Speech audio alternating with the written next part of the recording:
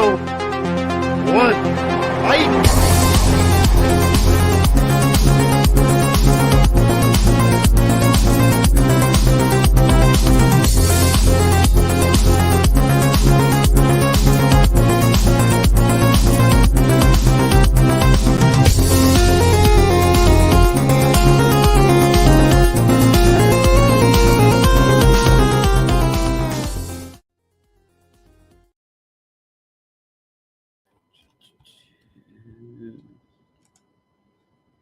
Hey, how's it going, guys? What's up? Welcome to Tournament Fights. This is episode 128, and as one of our guests pointed out, that we're doing a 128 series, and it's episode 128. So there you go, because we're doing the best movies of 2013 ladder series, part 1. So how we're going to do it is we're going to have an episode tonight. We're going to have one Wednesday and Friday, and we're just going to wrap up the whole year of 2023 this year. We'll get to a champion like we normally do. We normally kind of do these things within 1 week just to get them through, because we got a lot of years to get through it. And we're gonna, I don't know how long we'll go, maybe somewhere back to the late or the early 80s or late 70s. We'll see. But welcome.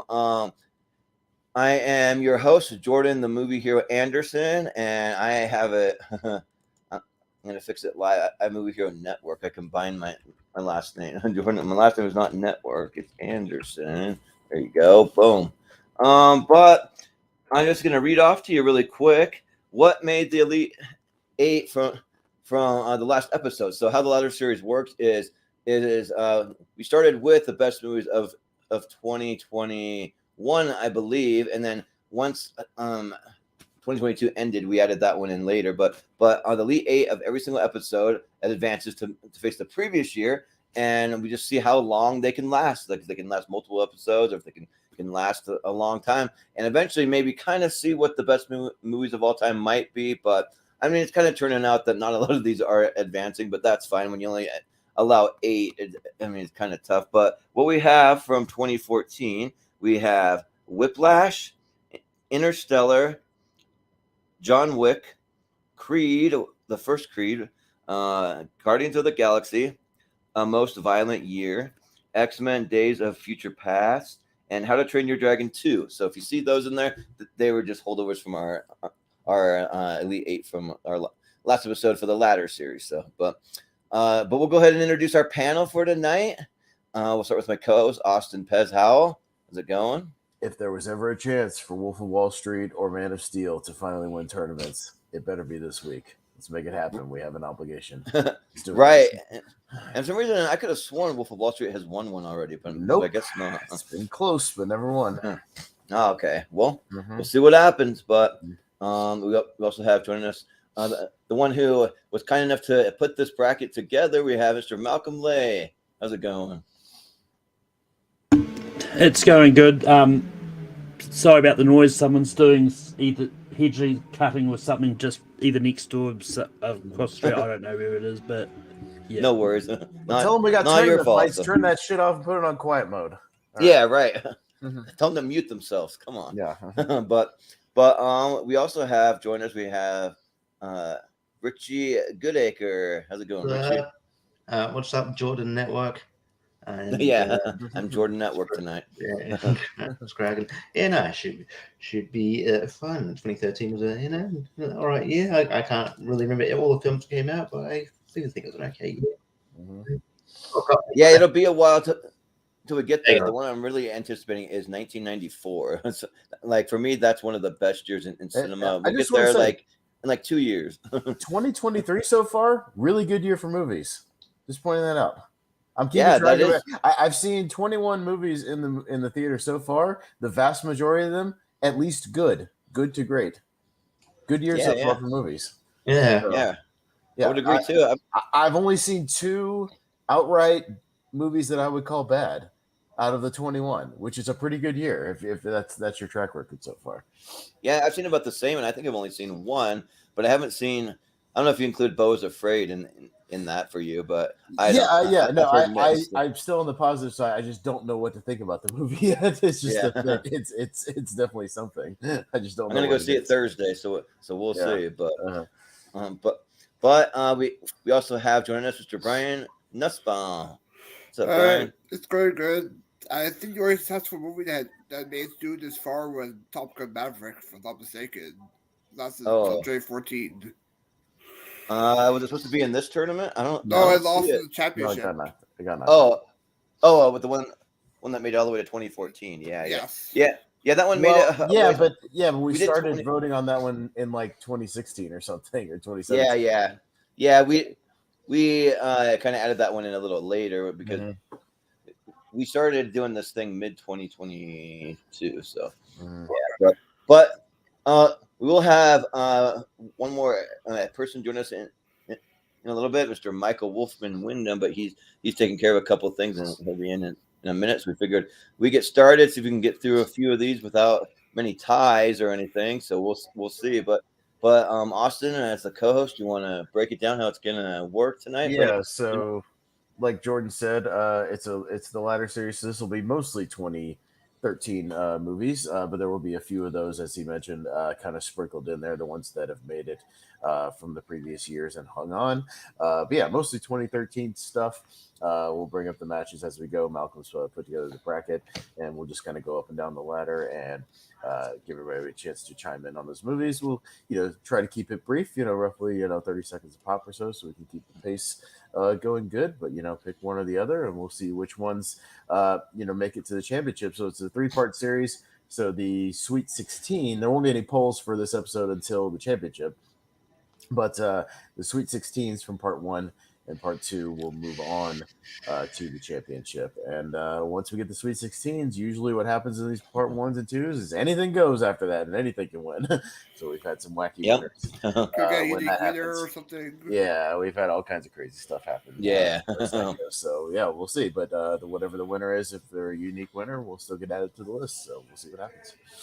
Yep, and also just remind everyone, you do have to vote no matter what. So if you see a matchup you haven't seen either one, which will probably happen to me tonight because I have a fair amount of blind spots. But you just come up with whatever reason, just make it up. And I haven't even seen the list, so I can't even remember like it is. I'll just see what I've seen and I haven't seen what I haven't seen. Same here. But I'll go ahead and I'll add that here, and then this time I'll just say that there's one last thing to say is let's do this. We're going to play a wonderful game called Who is Your Daddy and What Does He Do? It's showtime. What do you say we cut the chit-chat a-hole? May I see your invitation, please? Sure. Here's my invitation. Let's do this, Schmidt. Yeah. Just like we always do, Jenkins. Jenkins, Jacob. Oh, sorry. I want to ask you a bunch of questions. And I want to have them answered immediately. I mean, come on, I just don't see a problem here. Let's just do it. Yeah, let's do it. I'm pumped.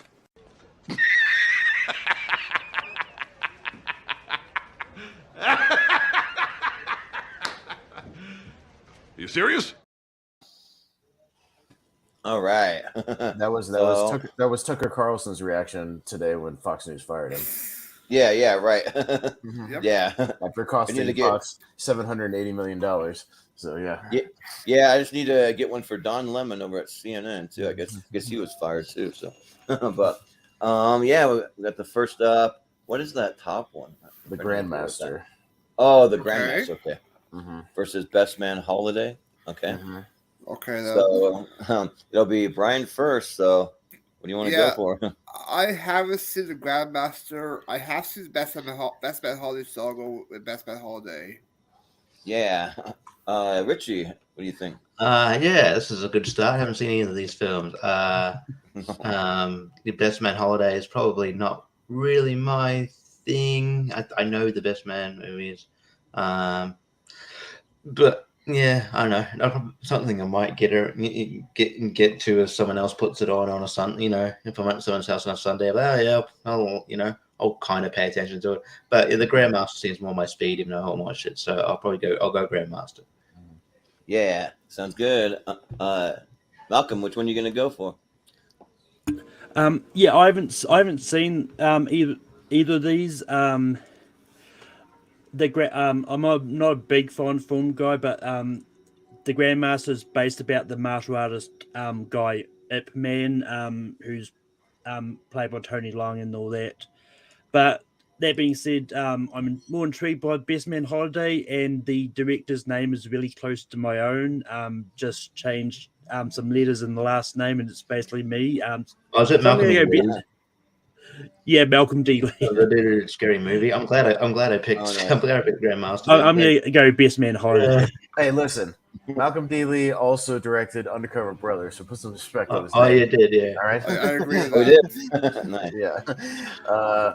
So the Grandmaster, I haven't seen Best Man's Holiday, but the Grandmaster there was a glut of weird movies supposedly based on Ip Man, like after the Donnie Yen Ip Man in 2008, that like were kind of lesser movies, and the Grandmaster is one of them that I saw once. And needless to say, the Donnie Yen one is better, but it's still got a few decent fight scenes and not a bad story. But I'm much likely to go rewatch that over watching The Best Man Holiday for the first time. So let's say Grandmaster. Yeah, and I'm trying to remember if I know Tony Leung from anything, because that name sounds so familiar. But I'm looking at the filmography. I believe he was a Mandarin in Shang-Chi. Oh, okay. Well, the one that is, yeah, the one that like is the real Mandarin, yeah. But yeah, and then also I was just going to shout out a couple of people. Jacob Barber says that he can't wait for Grown Ups 2 to win the whole thing, so we'll see what happens. It's a stacked cast. We do have Brian on the panel, so yeah, and then I'm a big fan of that one. So and my girl Sarah's always tuning in, trying to support me and the channel, so we appreciate that. And JPO just chimed in. He says pass on this round, so yeah, so yeah. And also throwing shade at Barber,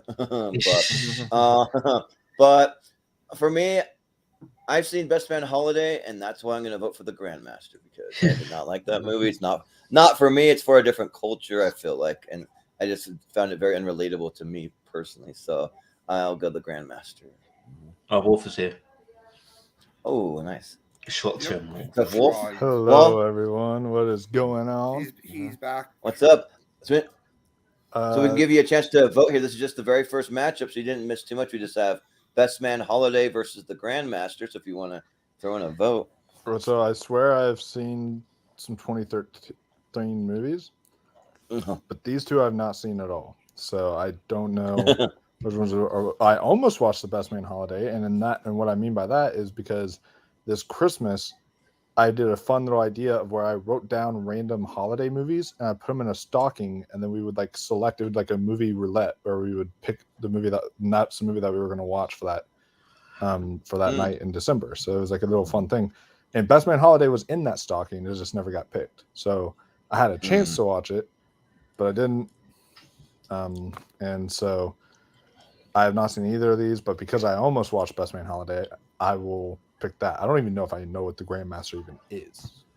Like, this might be the first I'm hearing of it. It's basically Ip Man clone. Okay. Yeah. It's Tony Leung in it. Who played the Mandarin in Shang-Chi. Yeah. The Mandarin in Shang-Chi, yeah. Interesting. So, it'll be the Grandmaster still, I believe. No, it's a tie now that Wolfman chimed in. So it's a tie, so it might even switch. Wolfman, it goes to Wolf, and he just voted for Best Man Holiday. I don't imagine he's going to switch. Yeah, because I have no idea what the Grandmaster even is. I'll say Best Man Holiday. Could you come in the second round next time?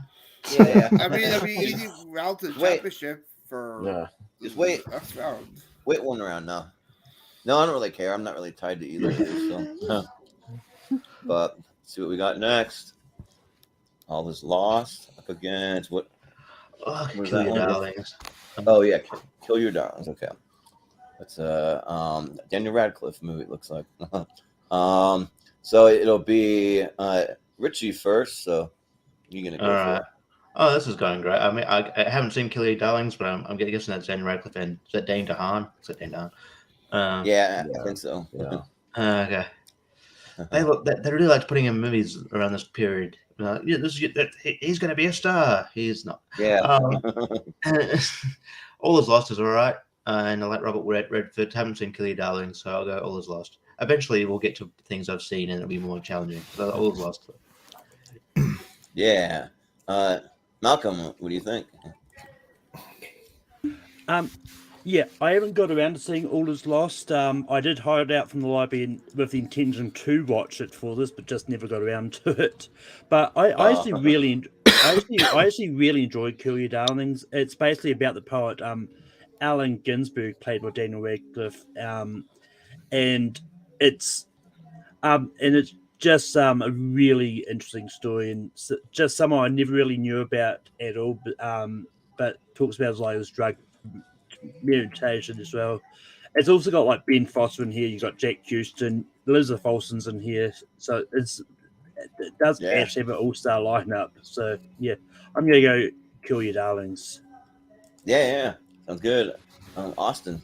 Yeah, I haven't seen Kill Your Darlings, but I've seen All Is Lost a couple of times. I saw that in the theater, then saw it with my dad kind of on cable not too long ago. It's a really good sort of one-man survival movie. It's literally just Robert Redford. There's nobody else in the entire movie. It's just him on this boat, and he hits a shipping container, and his boat gets kind of a hole in it, and he's trying to fix it and trying to survive, and then there's some storms and stuff. But it's a really good survival movie. If you like those, I think you'll enjoy it. But I do dig it, so I'm gonna go All Is Lost.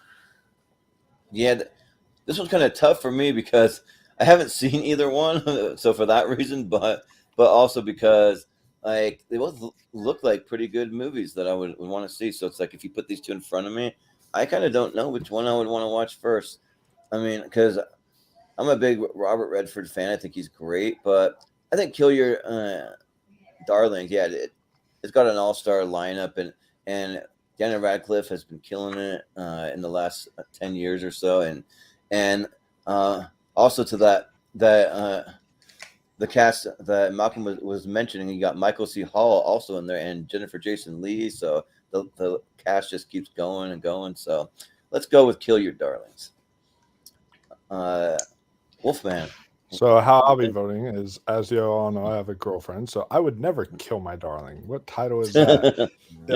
All is lost without her. So that is why I will give it to All Is Lost, because I've not seen Kill Your Darling, so I thought I'd just make that point. But All Is Lost is actually a really good movie as well. Yeah, and Jacob Barber says it's a decent one-time watch for Radcliffe and DeHaan. Nothing particularly memorable for him, but Brian, what do you think? I haven't seen either one, but All Lost intrigues me. Seeing Robert Redford survive the boat, that sounds interesting. So All Lost. Yeah. So what are the votes now? 4-2 for All Is Lost. Okay. All Is Lost. I was just trying to click on the wrong pitch. I was trying to click on the actual YouTube video, the screen. Yeah.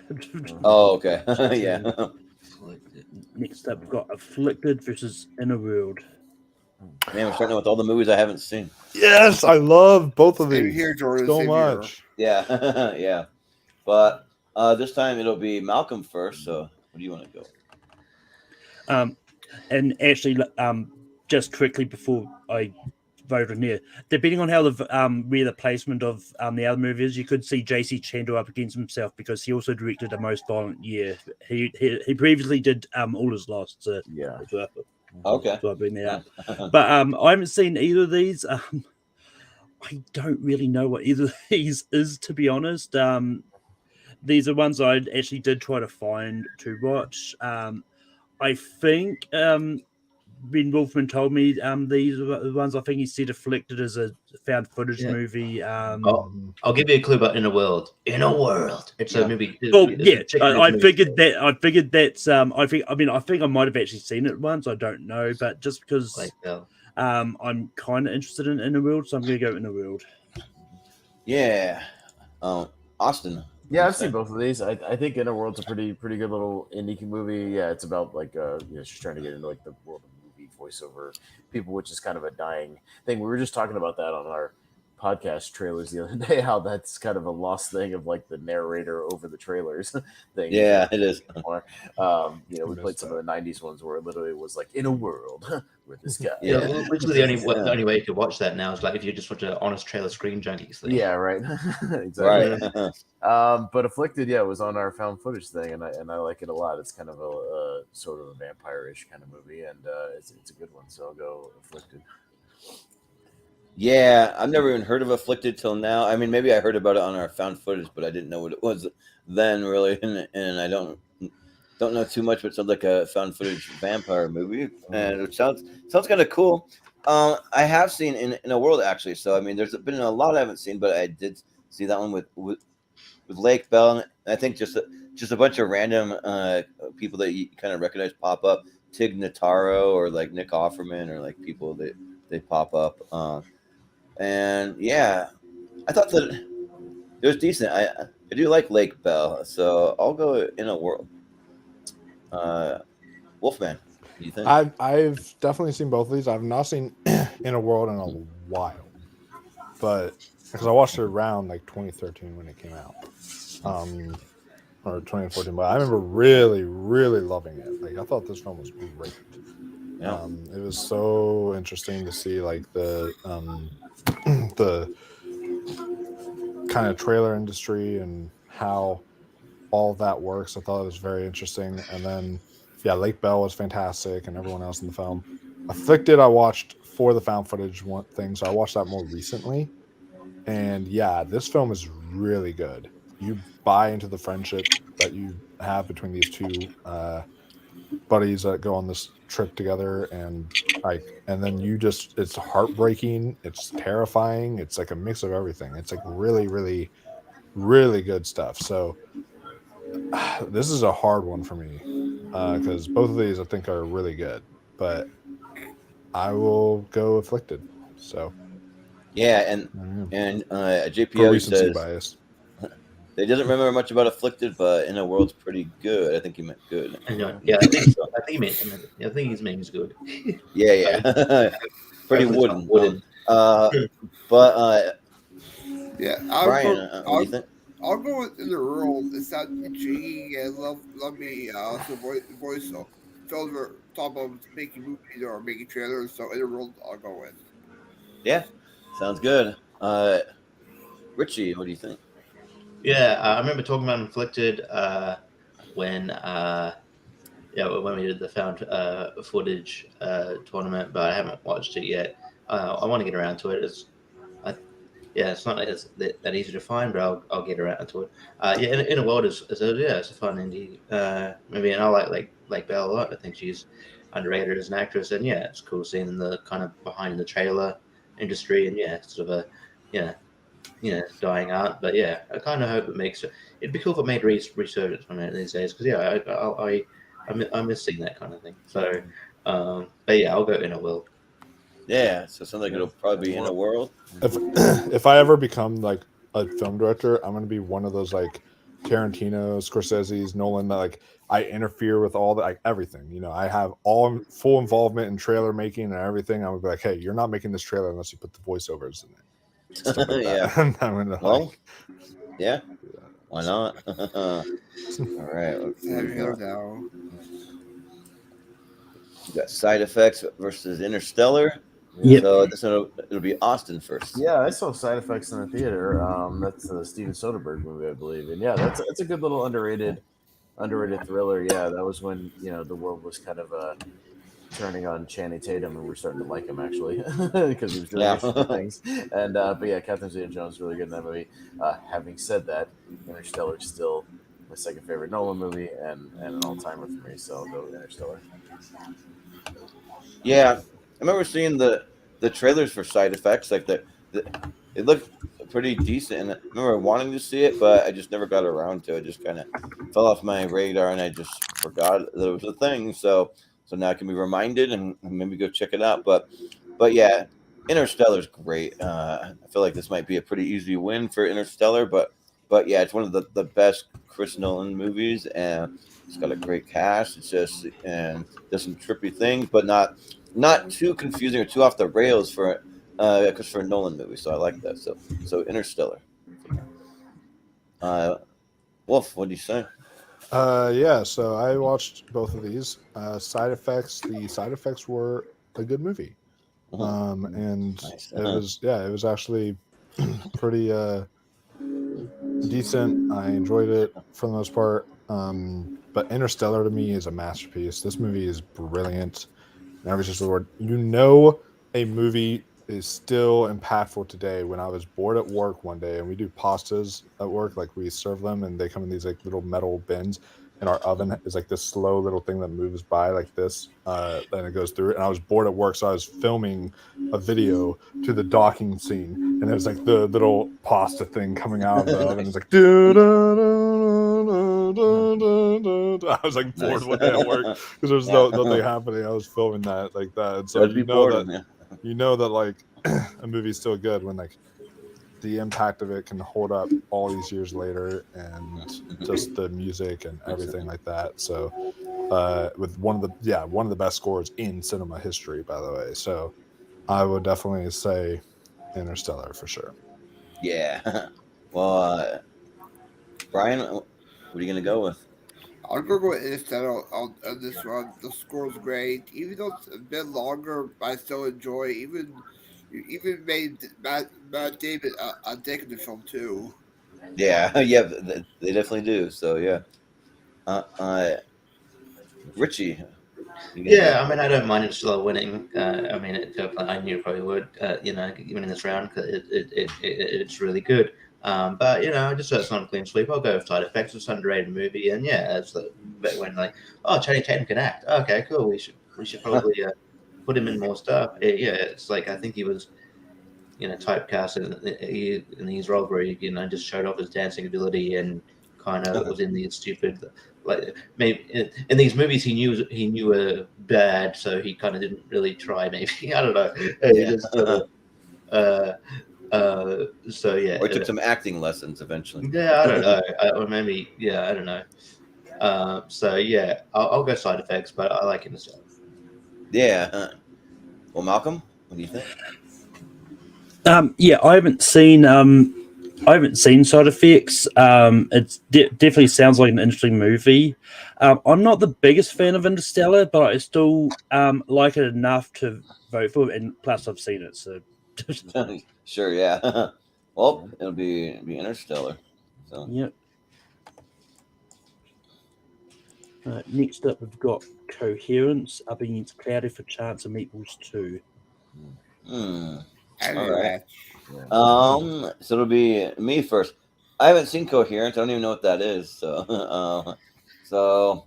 I can't really say much. And Cloudy with a Chance of Meatballs, I say not as good as the first one. I prefer the first one because in this one, all the like foods coming to life and becoming sentient and stuff, which is kind of interesting. Like when they're like, there's a leak in the boat, and it's an actual leak, like a vegetable, and they like have these little jokes here, but.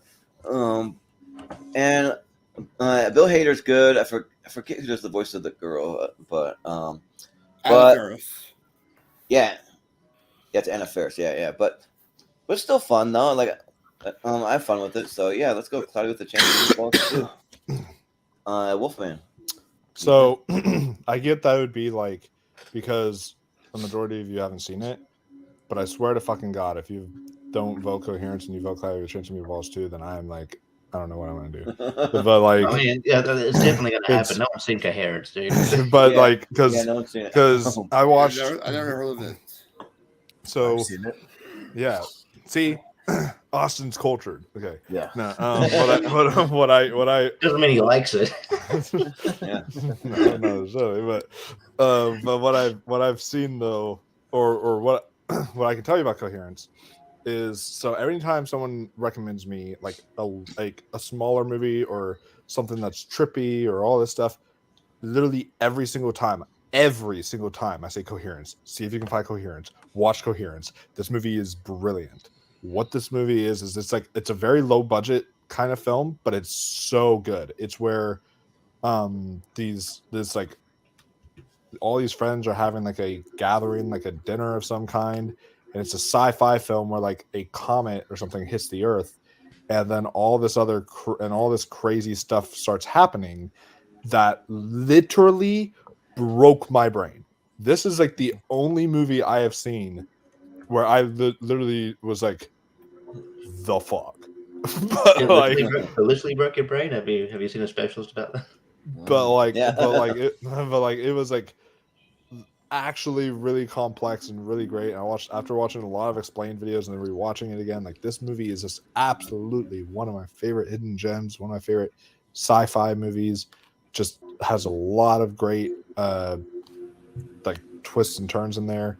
So I definitely recommend Coherence if you guys can. So you're voting find for it Clay and on watch it. Chance Meatballs too? I'm not voting for Clay on Chance Meatballs too, but I will plug Bill Hader because I'm watching Barry season 4 and he is excellent. Oh yeah, he's awesome. It sounds like maybe should have called that movie Incoherence. I don't know because it sounds confusing, but no, Brian, it's coherent and it like actually follows a good, like, the story is not convoluted or like doesn't make sense. Like it makes sense. It's just you're like, it breaks your brain once you try to figure it all out. You're like, whoa, this is insane. Okay. Yeah. What do you think, Brian? Yeah, I have seen Coherence. I'm gonna reply to love the animation of the animals and even pretty enjoy Go Forte and the villain. Oh yeah, it's good stuff. So, Richie, are you gonna go for it? Yeah, I haven't seen Coherence. I might check it out on one, but yeah, I like Cloud of the Chance Meatballs. I think it's kind of doesn't get talked enough. I think it's a fun movie, and the sequel's not as good as the original, but still fun. So I'll go Cloudy with the Chance Meatballs. Yeah. Well, Malcolm, what do you say? Yeah, I mean, I haven't seen Coherence. I mean, shocker, really, realistically. Yeah. It's one I did try to find for this, because it does sound interesting. It does sound like a multiverse movie, kind of. It sort of is like what Doctor Strange could have been.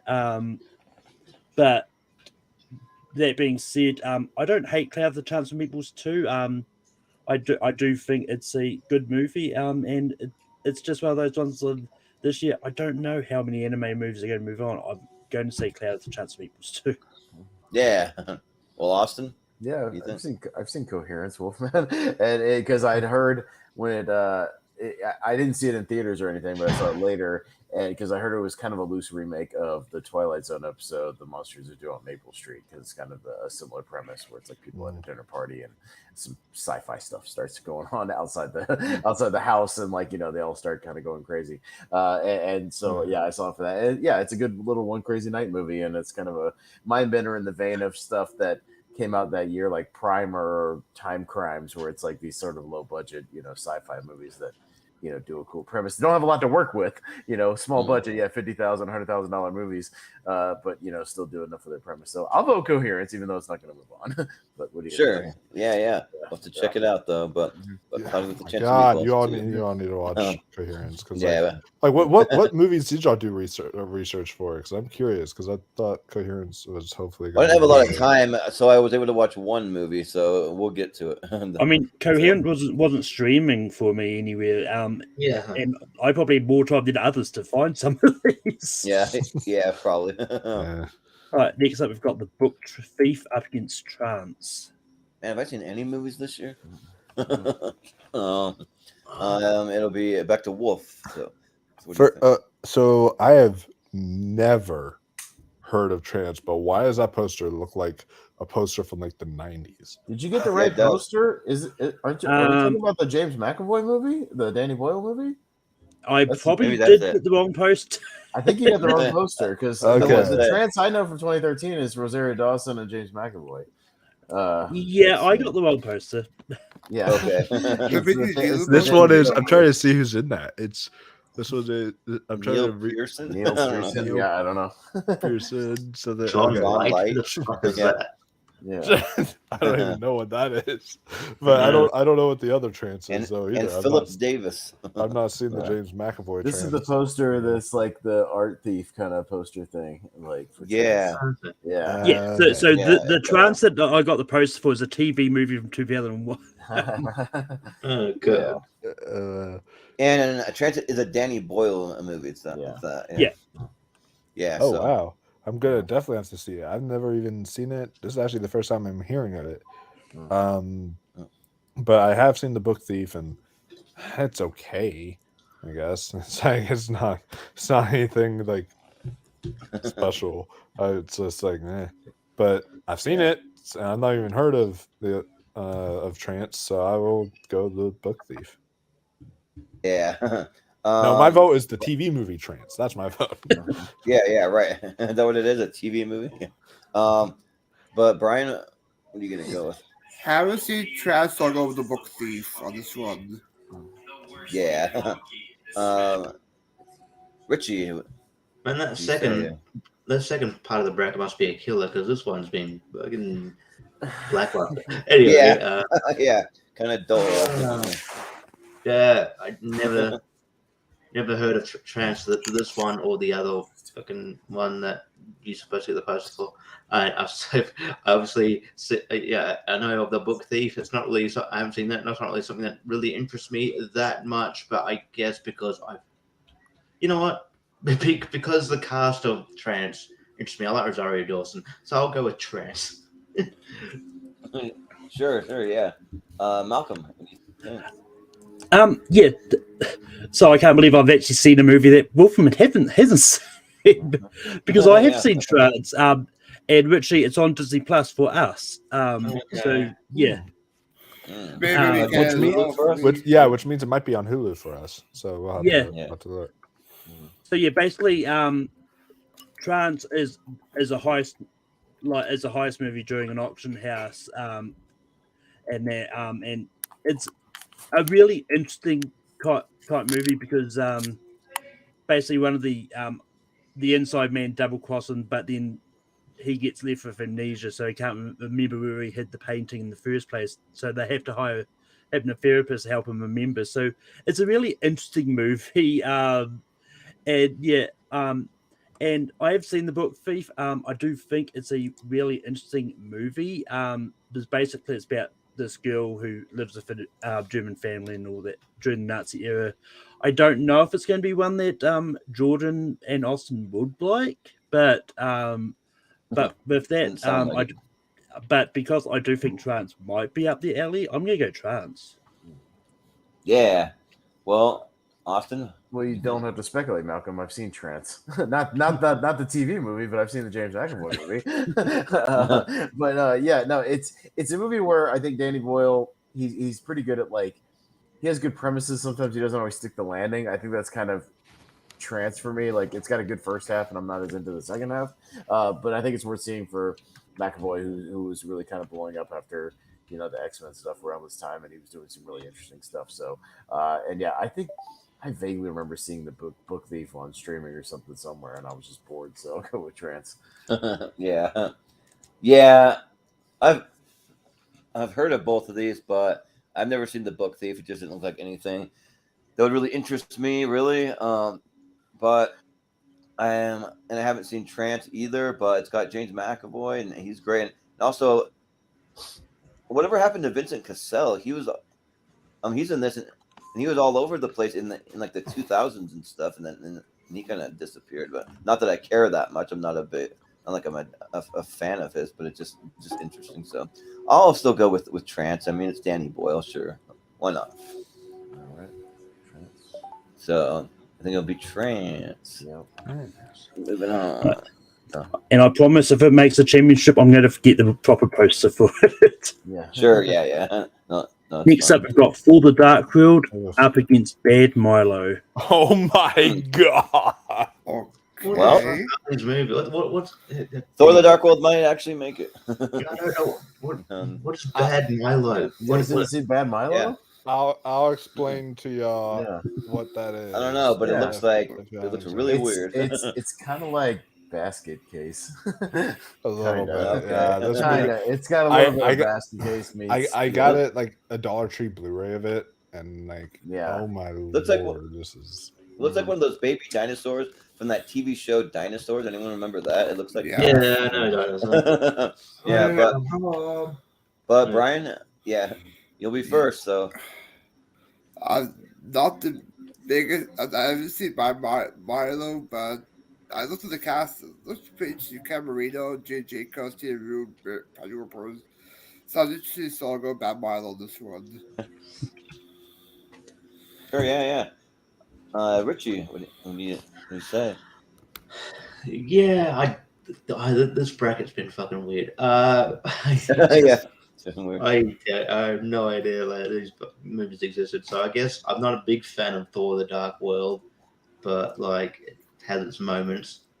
It's probably one of the lesser MCU movies for me. But I'll go Thor: The Dark World just because I haven't seen Bad Milo. Yeah. Well, Malcolm, what do you think? Yeah, I will say if it wasn't for Wolfman, I wouldn't have put Bad Milo in here. I'd only heard about Yeah. Yeah. Because that movie fucking rules. It's so. But so weird. yeah, look, I'm one of the ones that I do like. Even the lesser MCU movies, I do. I don't completely hate, so I'm gonna go for The Dark World. Yeah. Austin? Would it it? make you guys vote for Bad Milo if I told you it's a hemorrhoid ass monster that comes out of his ass and starts? That's what it is.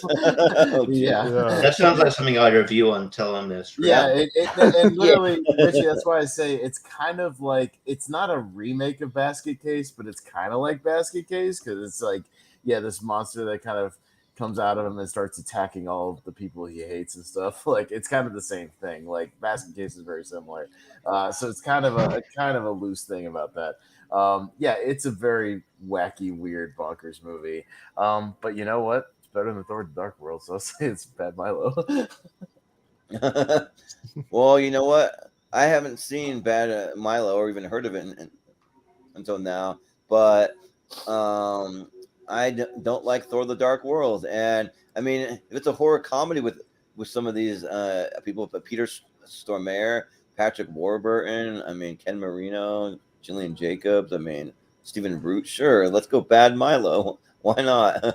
And also in the comments, Sarah wants to have a Bad Milo, so yeah. No, you don't want a Bad Milo. It's a hemorrhoid monster. Yeah, you don't want to try.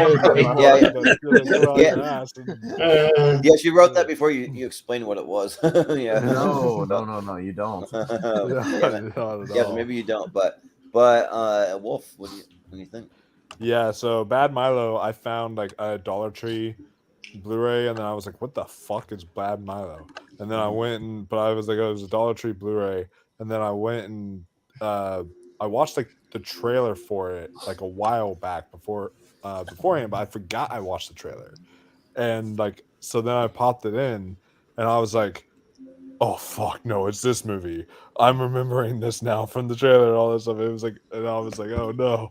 But it was, yeah, this film is a blast. It is bonkers, it's bananas, it's cuckoo for Cocoa Puffs.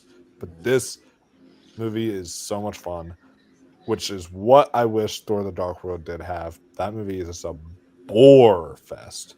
Yeah. So, and the worst MCU movie still to this day. So I will say Thor: The Dark World. Yeah, it has the most forgettable villain, Malekith. Yeah. Pretty forgettable. So I guess it's Bad Milo. Yeah. All right, sure. Yeah. Why not? The butt hemorrhoid moves on. Yeah, right. The hemorrhoid monster moves on. Oh god, man! What the fuck? Yeah.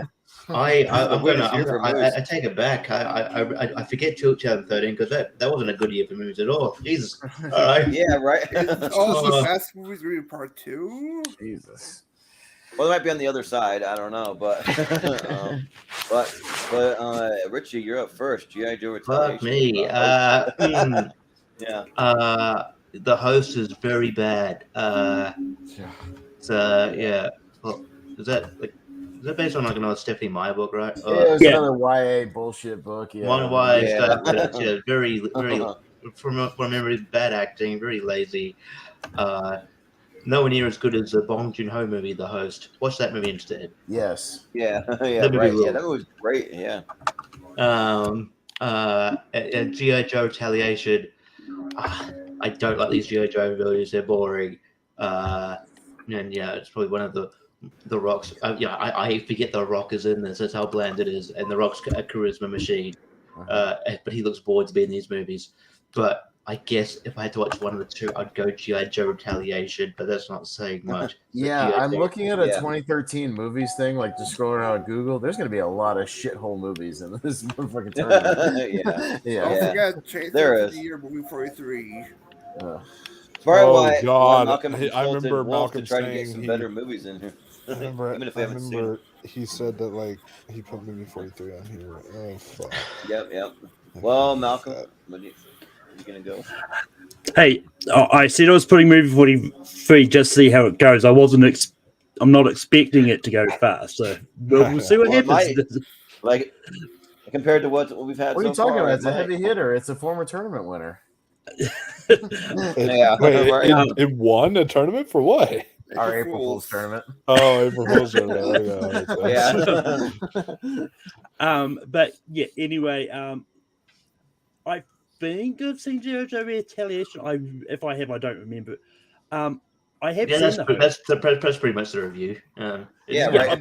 Yeah. I mean, it's one of I those don't ones know. like, I mean, I have seen the host. I don't hate it as much as you guys. I'm not saying it's a good movie by any chance, but I had fun with it. So I'm going to go the host just because I know I've seen that. Sure. Yeah. Austin. I almost put G.I. Joe Retaliation on our trailers thing the other night because the trailer with that Seven Nation Army remix song is actually really good. wow. And that's the best Yeah. part of that movie. Wow. Yeah, and oh fuck yeah, it's like they killed off Channing Tatum in the first 10 minutes. They're like, fuck you, we don't need you anymore. Yeah, they put the Rock in there and he doesn't give a shit. But the host is really god awful. These are both bad movies, but I guess I'll go G.I. Joe Retaliation. I saw that one in the theater. It was not good, but the host is worse. Yeah. So well, surprisingly, I saw these both in theaters, and what a waste of money because like the host is just awful, like horribly bad, and then like G.I. Joe, like I don't even know, like is this the first one, the second one, Retaliation? It's the second one. Yeah, The second that's one. the second one. Okay, yeah, I'm just like I don't even care which one it is. I don't care that they're still continuing these like snake eyes and whatever. Snake Eyes is bad. God, it's Snake like Eyes is really. bad. Yeah, so I guess I'll go G.I. Joe because I'd rather watch like at least some action than whatever the host is. So because it was very forgettable. I just remember it just being like a weird like body snatcher type movie that was really stupid. I don't know. I mean, they killed off Channing Tatum, but Channing Tatum had 3 other movies to appear in this year. Yeah, that's right. True, because we already passed one of them. So, so yeah, G.I. Joe, sure. Wolf. I'm about to retaliate against this like damn bracket. My God. Yeah. like just so G.I. Joe. Oh my Lord. So like the kid in me was all like G.I. Joe, I love it. All this stuff. But like, you know, watching this like as an adult, like, oh my God, what they did with it is not really G.I. Joe. This movie is not good. And then but like the host is also not good, which is unfortunate because it doesn't have Saoirse Ronan. Yeah. And I'm like, she's an incredible actress. Like, why did you do this shit? Like, I get you want a paycheck, but why did you do this shit? Like, who knows? Like, I don't know. It's also got William Hurt's also in the host as well. Wow. Yeah. Oh, wow. Jeez. I don't get it, but yeah, I guess for nostalgia purposes, G.I. Joe Retaliation, but like, God, both of these are bad. I'm not a fan of either one. Yeah. Nope. Brian, what do you say? I'll go with Retaliation on this one. I've never seen theaters. I don't think I've seen the host. And also you got with appearing in G.I. Joe Retaliation. Also Bruce Willis. Yep. At least it has Bruce Willis, I guess. So G.I. Joe, I guess. Moving on. But if y'all want to watch a good The Host, Bong Joon-ho's The Host guys, we haven't even gotten to like R.I.P.D. yet, or Grown Ups 2, or After Earth, or Haunted House, or We didn't include all of them. I actually think I left some of those off just for obvious reasons. Because I did leave a lot of bad movies off. It was a bad movie. Yeah, Hangover 3, Identity Thief, Texas Chainsaw 3D, Justin Bieber's Believe. Damn, it was a shitty year for movies in 2020. Yeah, it was bad. Yeah. Shit. God damn, Scary Movie 5. Holy shit. Well, don't forget the Lone Ranger too. But there were some great like independent films in 2013. Yeah, wow, that's where. Speaking of one, there's one up here. Yeah, here's two good movies for once. So yeah, Bad Words and Whiplash. So Malcolm, I've seen. I love Whiplash. I think it's really good. I haven't got around seeing Bad Words. It was hired. It was rented out from the library when I went to get it, so I haven't had a chance to get to it. But I'd also really love Whiplash. You know what? Just because I'm going to vote this way, because if it moves on, it means I get a chance to watch it later if I get a chance to hire it out. So I'm going to go Bad Words. Yeah. Well, Austin? Yeah, Whiplash is good, but I really love Bad Words. I think it was one of the most like kind of underrated movies of that year that I think people are still kind of discovering from that year. Jason Bateman's awesome. It's just him like shitting on children the whole movie, which is pretty great. Just bad mouthing kids and just generally being a guy that just hates everybody around him, and it's a lot of fun to watch. He's really great, and there's a lot of good just kind of character actors throughout the whole movie that are a lot of fun. So I'm going to champion Bad Words as well. I really like that movie. Man, it's like, why can't one of these go up against like Trance or like, I don't know, Thor: The Dark World or something? It's like, come on. Yeah, I really like both of these. I think that they both deserve to move on, but I feel like we see Whiplash in this thing way more, and I do think Whiplash is the better movie here. But I really like Bad Words. I also kind of want to champion like that. That movie's really good. It's actually really funny, and it works. So yeah, I'm gonna go with Bad Words. Also, for those that seen Bad Words, is Ben Falcone good in it? I don't even remember him in it. Oh, he's just like a judge or something. He's just he's barely. He's not really that. He's much. barely in it. Yeah, like Philip Baker Hall's in it for a little bit. Like he's one of the judge guys that like kind of talks to him throughout the movie. Like most of it's mostly just Jason Bateman and the kid, like the Indian kid, and then the rest of the movies like there's character actors here and there. But yeah.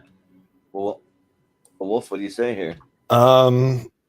So yeah, Bad Words and Whiplash. These are both finally like a tournament where like there's two like, well, I can't say finally because like In the World and Afflicted, those were two good movies going up against each other. But yeah, both of these are really, really solid. Bad Words is really hilarious. Jason Bateman's great in it. And Whiplash is a masterpiece. It is one of the best movies ever made. However, I think it's won like 2 tournaments, if I remember correctly, or at least it's won. I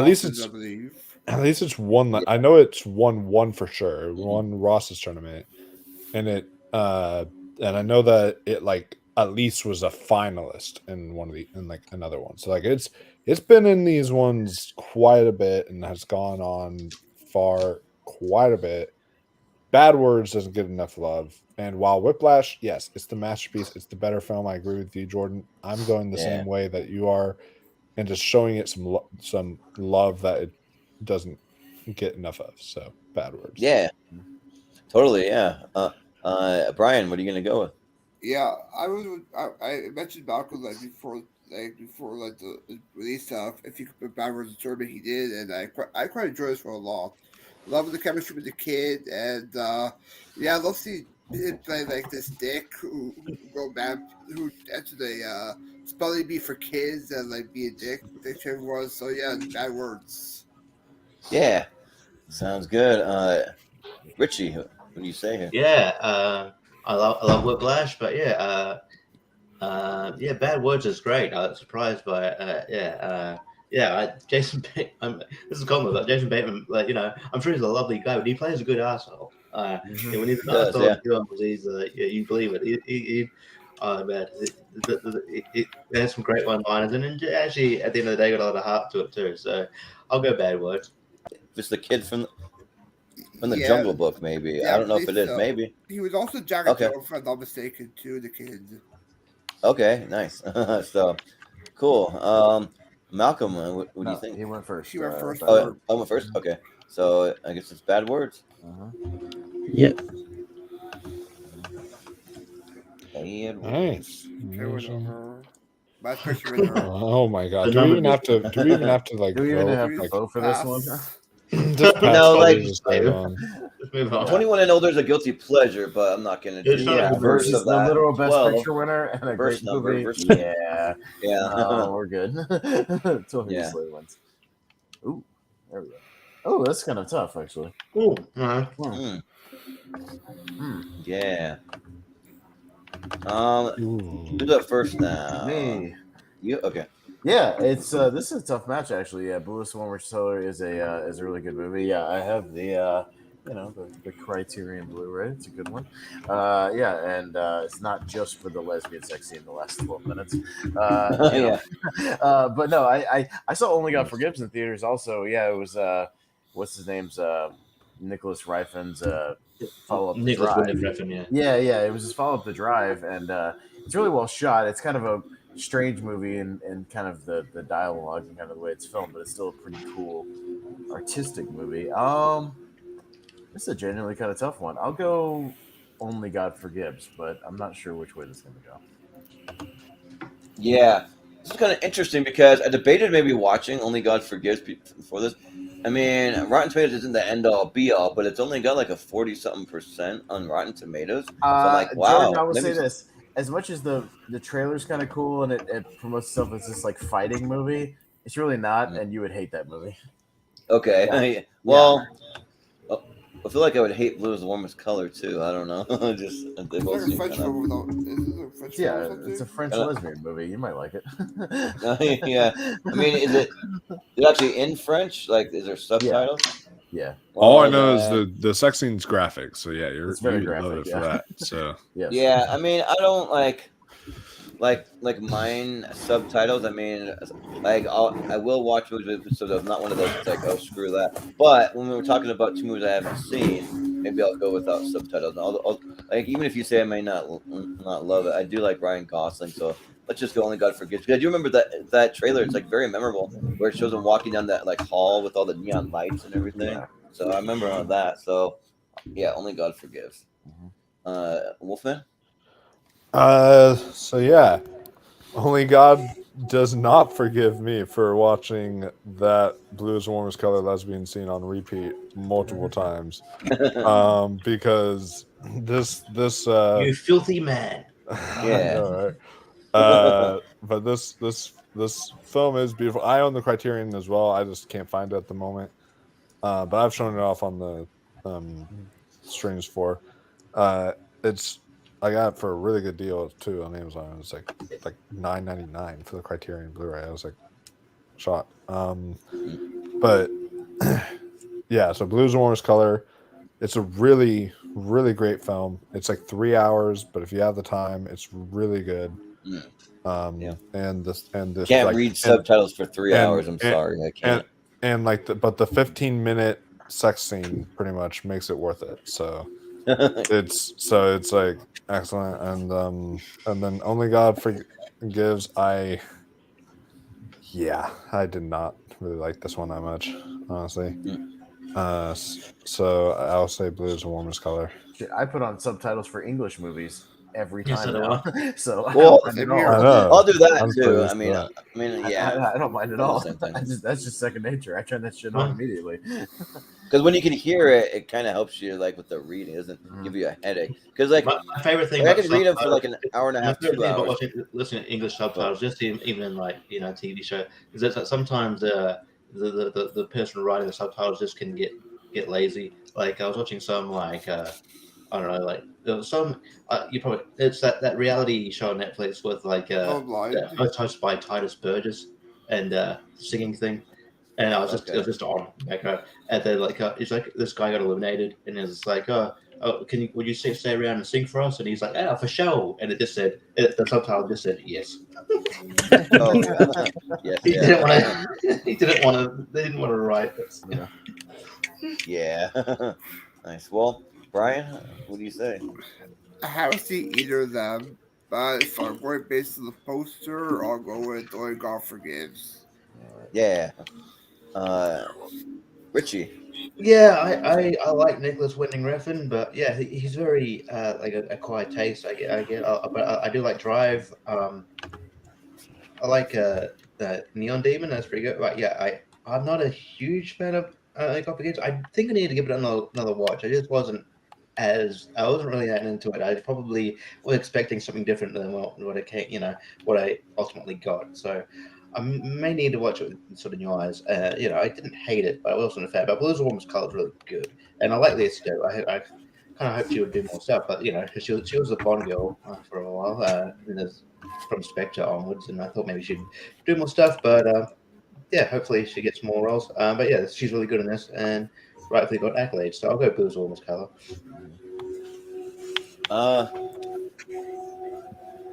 My earbuds cut out, so I can't hear anything. So go to the next person. I got it. Malcolm. Um, You can take yeah, over for a second. yeah. I watched Only God Forgives when we did Ryan Gosling on Rankin. I'm not a big fan of it. I thought it was okay. I really love Drive though, but that being said, I haven't seen Rose Orm's Color, but it sounds really intriguing, and it's one that I do actually want to check out. So I'm going to go Blues Orm's Color. Okay, that means we have a tie, and we go to Brian. Yeah, I'll change my vote to Blues Warm Color. Oh, okay. Switch the last second. Blues Worms there. Yes. All right. Sounds good. We'll scroll on down to Fruitvale Station and Frozen. Ooh, okay. Two very different movies tonally. Very. Yeah, much different movies. Now the Yeah. I just hope I got the right Frozen poster. I think I did. Yeah, did not the cheerlift one. Yeah, for sure. Jordan may be still having audio issues. We can come back around to him. Well, I'm just turning you from my speakers for a minute while I reset this, so I can hear you. But yeah, it was Blue is the Warmest Color, and wait, what were the other ones? Only God Forgives, right? Or am I way up? We moved on already. You already moved on. I was high. I changed. The first one, okay, so we moved on. So I'm first for this one. Sorry, that threw me off when my headphones cut out. Sorry, all out of whack. Frozen. That's the Let It Go one, right? That's not. Yes. Okay. Then I'm not voting for that one. Fruitvale Station is freaking awesome. It's a great true story. It's it's really really good. It's kind of it's the second Michael B. Jordan movie that I ever saw after what's the found footage one that I'm not Chronicle. Yeah, Chronicle. Yeah. So it's really really powerful Fruitvale Station. So let's go that pretty easy, by a country mile really. So but Wolf. I think this was my second after Chronicle as well too. But so there's a few movies that are like this, where I watch them once, I think they are brilliant, and I'm never ever going to watch them again. Frozen. And that is Foxcatcher is on that list somewhere. And then I will also say Fruitvale Station. This movie is brilliant. I am never ever watching it again because I went through some emotions I don't ever want to go through again. That movie made me angry. I was obviously I was sad, I was emotional, but that movie made me angry, and I don't want to go through that again. And so but man, is this movie really powerful and really really good. And oh my god, the acting! Oh, when Octavia Spencer sees her son, oh my god, that still gets okay. Whew, the acting, performances are incredible. Just everything about Fruitvale Station is so great. But Frozen, like, see, I was one of those who, like, back when it came out, I was in the hype train for Frozen, and then like then the hype train kept going, and people ruined it on the internet, and I was like, oh, okay, well, see, that was like an actual somewhat decent movie, and now you guys have like actually ruined it, and now it sucks because of how much the internet has ruined it. So, and I actually prefer Frozen 2. I know, blasphemous. Everyone's gonna scream at me. Everyone's gonna yell at me. They're gonna say how no good I am, but I actually prefer Frozen 2, right? Because I actually think it was a better movie overall. Yeah. But yeah, I'll say Fruitvale Station on this one. Well, I'm pretty sure there's a reason why Michael B. Jordan says Ryan Coogler is his favorite director to work with, because I mean he's great. He puts out a lot of bangers. So, but Brian, what are you gonna go with her? Yeah, I I haven't seen Proof of Station, but I'll go Frozen as well. I quite enjoy it. Love the great music, some good characters, and it's all fun. So Frozen. Sure, yeah. Richie. My favorite use of "Let It Go" was, I think, like Snoop Dogg is trying to like support his followers and fans through like quarantine and stuff. So he's just like in his car, listening to "Let It Go," and he's just like, "Yeah, you just gotta let it go, man. You hard." And that was very awesome. I didn't think he would listen to it. It was very funny. So It was right just now the very random. meme. I let that song go. Let it just Let that go away. thing go, man. But yeah, this is no God. I think Frozen probably on its own is actually not a bad movie, but I think it's been ruined by 8-year-old girls. And stay-at-home moms. So I will. And so yeah, Fruitvale Station is very hard to watch, but it's very good. So I'll go Fruitvale Station. Yeah. Malcolm.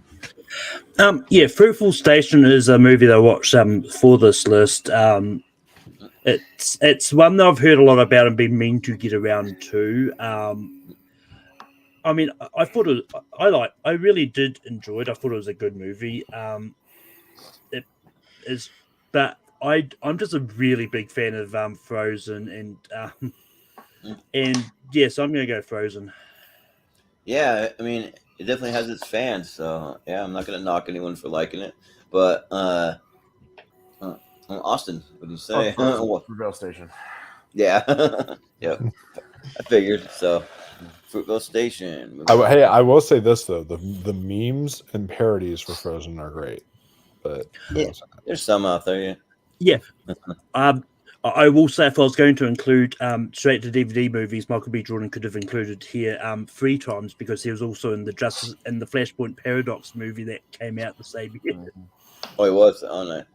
Okay, Filipino. Escape plan. Okay. Escape plan. This one will be Wolf first. I'll be the weirdo of this panel. I'll accept it, and I'll say Philomena because that movie is actually. No, it's weird because y'all are all like Stallone, Arnold, nuts, and y'all are gonna be all like, "Oh, how could you vote Philomena?"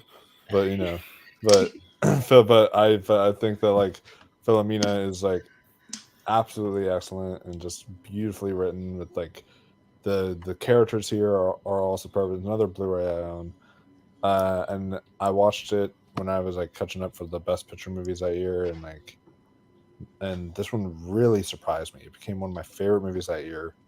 It's just Judi Dench and Steve Coogan are just an excellent pair together, and yeah, I definitely recommend Philomena. Escape Plan is fun, but honestly, it's like I don't know. It's like kind of lesser tier for me on the Arnold and like Sylvester movies for me personally, but I still have fun with it. It's still enjoyable, but I'll say Philomena. I like how you actually defeated. I like how you actually defeated before anyone ever voted. I'll vote for this. No one's gonna. Well, I think they're trying to predict how we would vote, probably. But Brian, what do you think? Yeah, Escape Plan is like one of those films that spawned a lot of direct-to-video sequels. Yep. Sure did. I'll go with basically what I see. I'll go with Escape Plan.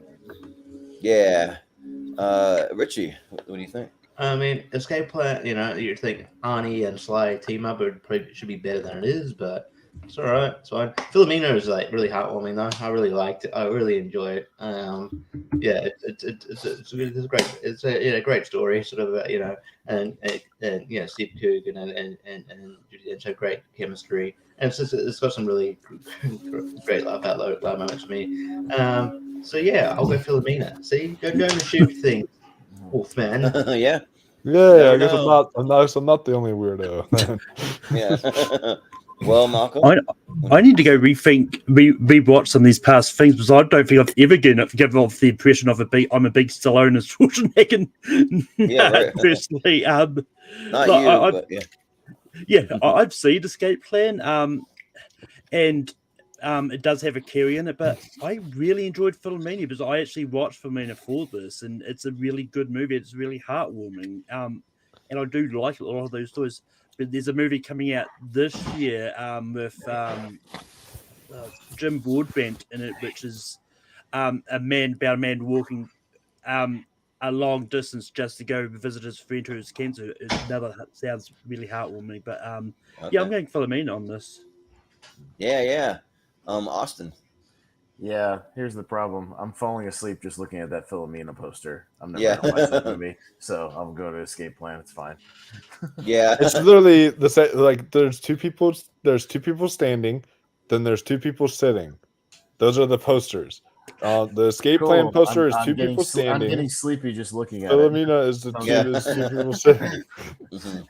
Yeah, well, again, we have to be honest. Am I ever going to sit down and watch Philomena? No, I'm not going to watch that movie. So, no. There's certain movies I know I'll never sit down and watch ever, and that's one of them. Yeah. Yeah, well, at least like Philomena takes place in like the 50s or something? Is that what it is or something? No, it's like modern day. Well, it's modern day, but there's a thing that like happens back in the 50s and then like you like cut to modern day. At least that's what I got from the synopsis. Something happened and they have to and then they cut to modern day. I just kind of well, they probably show Judi Dench having the baby there because the movie is about her search for her son. So yeah, okay, but either way, it like still sounds like a movie that would bore me to tears. Like I don't know. I mean, I'd maybe give it a chance. I mean, but I actually do think you would like it. I actually do think you'd like it, Jordan. Yeah, maybe, but I've actually never seen Escape Plan either. So because from all the trailers that I saw, it looked very cookie cutter when it comes to Sly and Arnie, and just like, I mean, it's cool that they're together, but they're older, and it's just didn't really like make me want to run to see it. But even so, I probably would rather see Escape Plan than Philomena. I'll still vote for Escape Plan. So yeah, another tie to Richie. Okay, so I get the tie. So yeah, Philomena. See? Yeah. Yay, sure. The weirdos pull through. Yeah. I will say, going down the cast of Escape Plan is a really mixed bag, but you got like Jim Caviezel and 50 Cent in there as well. Yeah, that is kind of weird. Next up, we've got Enemy up against Don John. Don John. All right. Are we at Richie first? I think. Is that Brian? No, I went first round for Escape Plan. Okay. Wait. No, Wolfman went. Well, okay. Yeah. First for Philomena because he said nobody would vote for it, and then Brian goes first. So Brian. Yeah.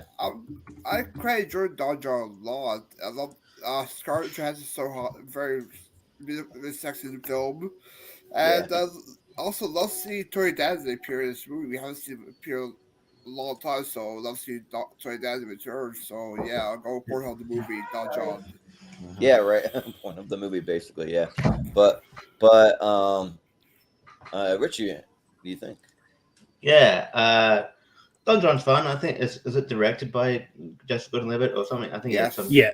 It is fun. It's a good, decent comedy. Enemy is very underrated though. I like Denis Villeneuve movie. It's really good, and Regional Hall is great. So, and I feel it's fun to see in his filmography. So I'm gonna go Enemy. Yeah, Malcolm, you said. Yeah, I think I need to rewatch Don John because when I first watched it, I just really fucking hated it. But I just thought it was terrible. Yeah. I haven't seen Enemy, but I'd rather vote for Enemy than Don John. Yeah. Austin. Interesting, because Don John was one of my favorite movies of that year. I thought it was great. There's a really great scene where Scarlett Johansson gets mad at him because he cleans his apartment with a Swiffer. It's really weird. She's a fucking psychotic woman in that movie. I don't think she sees in her. But yeah, it's a really good movie. I like it a lot. Enemy's good too. I like early Denis Villeneuve up until Arrival, and it's got one of the crazier kind of final shots in the movie. If anybody knows when he opens the door to a certain room and sees what he sees in there, it doesn't really make any sense, but it's interesting. But I'm still gonna vote Don John. I like that movie a lot. Yeah. So I've seen Don John. I have not seen Enemy, but Enemy would have been the next one that I would have watched if I would have had time. That would have been one I actually picked out like 3 movies, and that was coming up next, but I just didn't get to it. So, but yeah, Don John. I actually quite like it just because I think that Justin Gordon-Levitt and Scarlett Johansson, they both kind of transform into these kind of like different like characters that are pretty different than I imagined them to be in real life. And I mean, and also let's just face it. I mean, like the Don John character kind of like says what a lot of men are like thinking when it comes to a lot of things in this movie. So like, I mean, like things that like they're thinking, but they don't always want to say. So, so yeah, I liked it enough. So I'll go with Don John. Yeah, but Wolf. Austin, to answer your question, you're like, she's a fucking psychotic woman. I don't see what he sees in her. Bro, she's hot as hell. She's Scarlett Johansson. That's what he sees. But then in he her. starts getting to know her, and she's like a control freak and a fucking weirdo. Okay, but she's hot as hell. She's Scarlett Johansson. It's like, And then he actually doesn't want to have sex with her after a while. Yeah, it's kind of weird. Yeah. But no, it's Don John though is really, really good. This is one that you still can find at Dollar Tree. This is always at Dollar Tree every single time I go. Like I picked it up literally every single time I go. This is like in the DVD area. And then Enemy though is just a very, very good movie for me. Jake Gyllenhaal just killed it, kind of playing 2 roles here. He was excellent. Yeah, I'm gonna go with Enemy. I think that one deserves more love. That's a really cool poster. Yeah. It is. Yeah, it is. So another tie. Okay. Gee, I wonder what I'm gonna pick. That's fine because if it makes it to the championship, I can watch it. So. There's Ari Prazo. Fucking Don John's not gonna make it through. The fuck is a to-do list? Yeah. All right. Who the Well, Jordan loves. Yeah, and one that I wanted to love and I hated. So, who's up first? Me. Richie. I haven't seen the to-do list yet. I know it was on I think Jordan's list of like ones that hadn't maybe ones that hadn't been on tournament fight. So guilty pleasures or something. Really good. Yeah. It was probably something to do with that. So, but I haven't seen it yet. But I like Audrey Plaza. Insidious Chapter 2 is I'm not as big a fan of the first Insidious as Gordon is. A few people are. But it's I don't know. It's just a very generic horror movie to me. And this is insane. I don't know. It wasn't. I guess if I'm to watch one just because I like Aubrey Plaza, I'd watch to the to-do list. So I'll go to the to-do list. Yeah, Malcolm, what do you think? There's when Jordan told me about to add the to-do list, my first instinct was like, what the hell is that? I don't think I've seen it. I logged it. Apparently, I've logged it on Letterboxd once, so I must have seen it once. Yeah. But but that must mean it's also very forgettable as well. Yeah, she's just trying to do every single sexual thing she's never done before. I know. Like a virgin, like when you told me this, I looked up on Wikipedia. I still remember seeing it, but as I said, I've logged it on Letterboxd, so I must have seen it. But I watched all the Insidious Chapter 2s for the a ranking once. I can't remember what the episode was, but I Horror watched it for movies. some reason. Well, it would have been some. I watched it for some reason, but I can't quite remember what it was now. But yeah, I actually really enjoyed chapter 2 more than the first one, so I'm gonna go chapter 2. Yeah, sure. I'm Austin. Yeah, after the first Insidious, those sequels kind of blend into my head, and I can't tell which one was 2 and which one was 3 and which one was Last Key. And we're getting another one. Yeah, we're getting another one, and like I don't know, like I think they've milked this franchise about for all it's worth. I'm but kind of done with the further. I think they need to run that. there's a reason why we're getting this next one. I'll talk about. And Patrick Wilson's in fucking everything. We could do a top 64 of Patrick Wilson, and he's not even that old. Yeah. 2 horror franchises that have been milked to death. The one I'm over the moon about. I guess I'll go to the to-do list. I've seen it once. It's okay. So I'll go to-do list. Yeah. I think for me, yeah, I'm gonna go to the to-do list pretty easily. Actually, because the original Insidious is my favorite horror movie of all time. I freaking love what they did with the further in the beginning, but yeah, then they milked it so many times, and I am really looking forward to this next one because they're bringing back all the original cast though. So you got Rose Byrne and Patrick Wilson and Ty Simpkins and all them are coming back. So I'm curious, and it's going to be directed by Patrick Wilson. So I don't know, like it's just hard to say. I'm kind of up in the air. We'll see what happens. I think it's called like the Red Door or something. I think it's called Insidious Goes to College. Is that what it's called? Oh yeah. We're just in college. Yeah. He goes the further at college with all his frat like people. Yeah, but Insidious in the hood.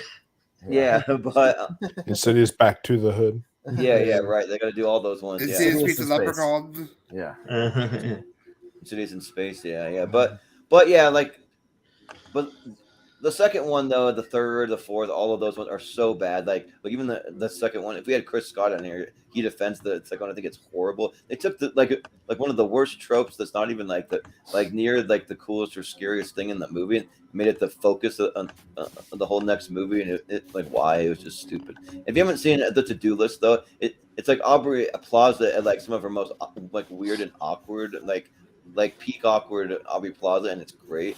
And yeah, so and there's some like Bill Hader's in it, and he's hilarious. There's a scene where her dad walks in, and he's having sex with this other girl, and literally drilling her like a freaking drill when the dad walks in. It's hilarious just seeing like Bill Hader do that. So yeah, I got to go with the to-do list. But Wolf. Now this one I am going to be a fucking weirdo for saying. I actually slightly prefer Insidious Chapter 2 to the original Insidious. That's a hot take. I like Insidious, but I like Insidious Chapter 2 just a little more. The old man / old lady cross-dresser ghost. Yeah, I don't mind. To me, it's the whole demon face thing in the first film is the most generic jump scare I've seen in horror. I don't know. I didn't really get the hype of that, but the way the creature looks though just gave me nightmares. That's why I love it so much. One of the best creature designs I think in any horror movie. It was cool. It was a cool creature design for sure. But I'm not really big on any of the Insidious movies personally. I'm just saying I prefer it a little more to the first film. At least last I watched them. I will watch them all again before the new one comes out, and I'm kind of dreading that, but it's whatever. Yeah. The to-do list I haven't seen though, but the post from that poster, that's why I was what the fuck is a to-do list? That poster did not look good. Yeah. But I'm sure the movie is fun. But it's all about what you had written down in that notebook. But I mean, I know there's a lot of things I would do to Aubrey Plaza, that's for sure. Conversation. Coffee. Exchange pleasantries. I will put this movie on my to-do list, so I will watch it. But I'll say Insidious Chapter 2. Yeah. Well, Brian. Yeah, I'm not a big fan of Insidious, not a horror person, but I have seen the to-do list. I enjoyed the film a lot. the stack cast. I mean, you got Eddie Samberg, McLovin there, Dog Lover, Clark Gregg, Carly Brinton, Bill Hader, as you said, stack cast. Has some good great comedic moments in there, so I'll go to do list. Yeah. So it's probably going to be the to-do list. So it's a to-do list? Yeah. Yes. Next up, we've got The Den up against Movie 43. Oh my god. No. Okay. Fuck I don't know what The Den is, so I don't know if Is it the mall pick with Lions Den for the Schmodown? So I guess I'm forced to vote for this movie. Kind of. Yeah. Are any of us actually gonna like play around with this, or Yeah. Well, I mean, does anyone know what The Den is? Because I don't know. I feel like we kind of have to go through it. I don't know. And no one's heard of The Den. We just So, through. Malcolm. So who's up first? Malcolm? Yeah. You're first. Yeah. Yeah. I haven't seen The Den. I know it's a found footage movie that once again I figure it was on the found footage tournament, and Wolfman told me to put this one on. But I think movie 43 gets too much hate. Like it's a fun, so bad it's good movie. It's like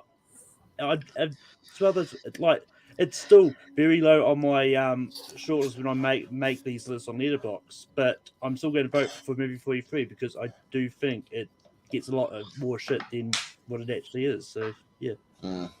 Well, Austin, there's a reason why Malcolm asked me to help do a ranking of the sketches in movie 43 because I genuinely think it's fucking funny and I will defend that movie. So yeah, I'm voting for movie 43 because genuinely I think it's funny. Well, I've seen movie 43. I've seen part of movie 43. I tried to watch it, couldn't get through it. Still to this day, I freaking hate this movie. I think it's like absolute shit trash garbage. Nothing in that movie makes me laugh at all. I think it's just like atrocious. I don't get it. It won a tournament somehow, even though I voted against it almost every time. It still won. So whatever The Den is, I'm sure it's better than movie 43. So let's go with The Den. Sure. Wolf.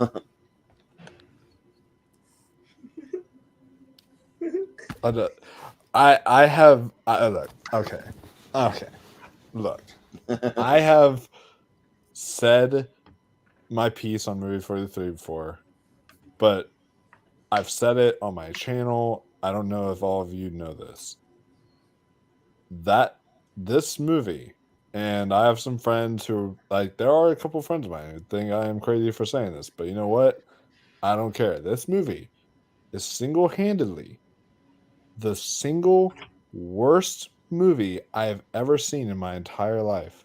Might be up there for me. This is my number one worst movie of all time.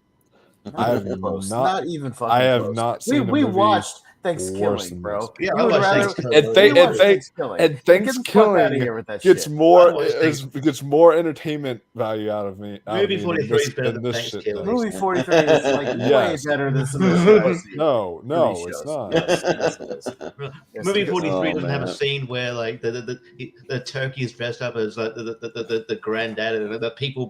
And that's funny, especially when you're drunk. It's funny. Yeah. Watch movie 43 when you're drunk. Movie 43 doesn't have a turkey rape scene. Yeah, that happened. I mean, I'm not saying Thanksgiving's good, but movie 43 is better than Atlantic Rim. Okay.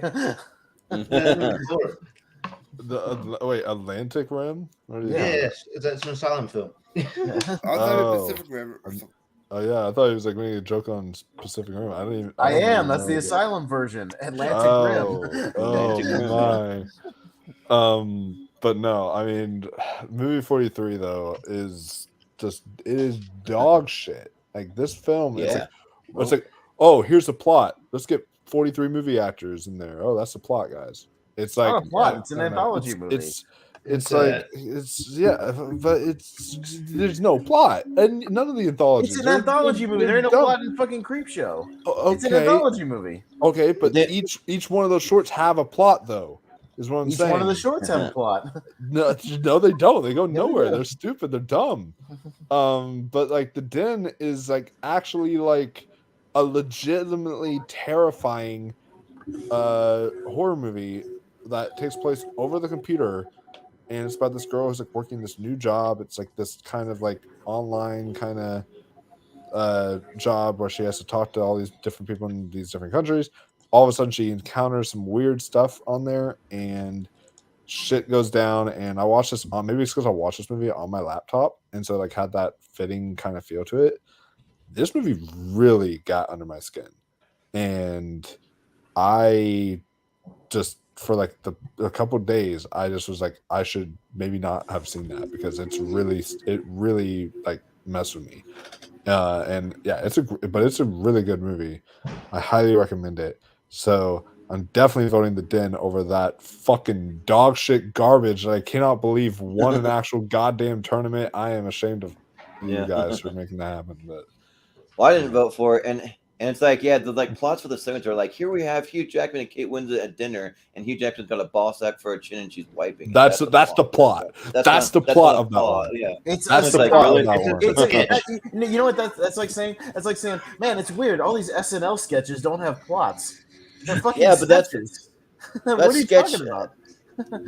A sketch comedy TV though. This is just it's not even really meant to. It's a sketch movie. What the fuck are you talking about? Like, I guess maybe it's a sketch movie. It's a sketch movie. I mean, like it's like saying Jackass the movie doesn't have a plot. Yeah, but even SNL, like here's a game show, and and we're actually like playing it through a game show or something more interesting than what they do. At the Gerard Butler one is he finds a fucking leprechaun, they get the goddamn gold coins from him, and then they murder the leprechaun. Like it's a plot. Like all right, sure. It's a fucking sketch movie. I don't know what you want from a sketch movie. That's literally what it is. Something that's actually entertaining. You know? I mean, again, that's like saying Jackass doesn't have a sketch or a plot. Well, yeah, no shit.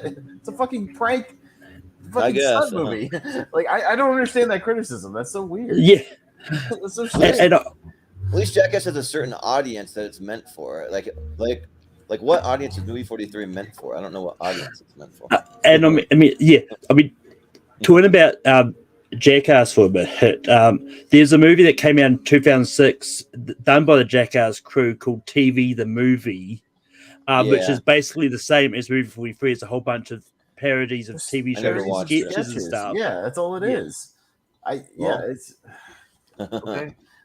Who knows? I don't know, but anyways, I guess it's first for you guys. I don't know, but Brian, is The Den the horror movie about Ben Bateman going crazy because he have a fishbowl down? But I'll go with movie 43. I haven't seen The Den, so I'll go movie 43. Just see a match between Christopher Mintz-Plasse because he was in this film and to do this. So see what happens for that. Yeah.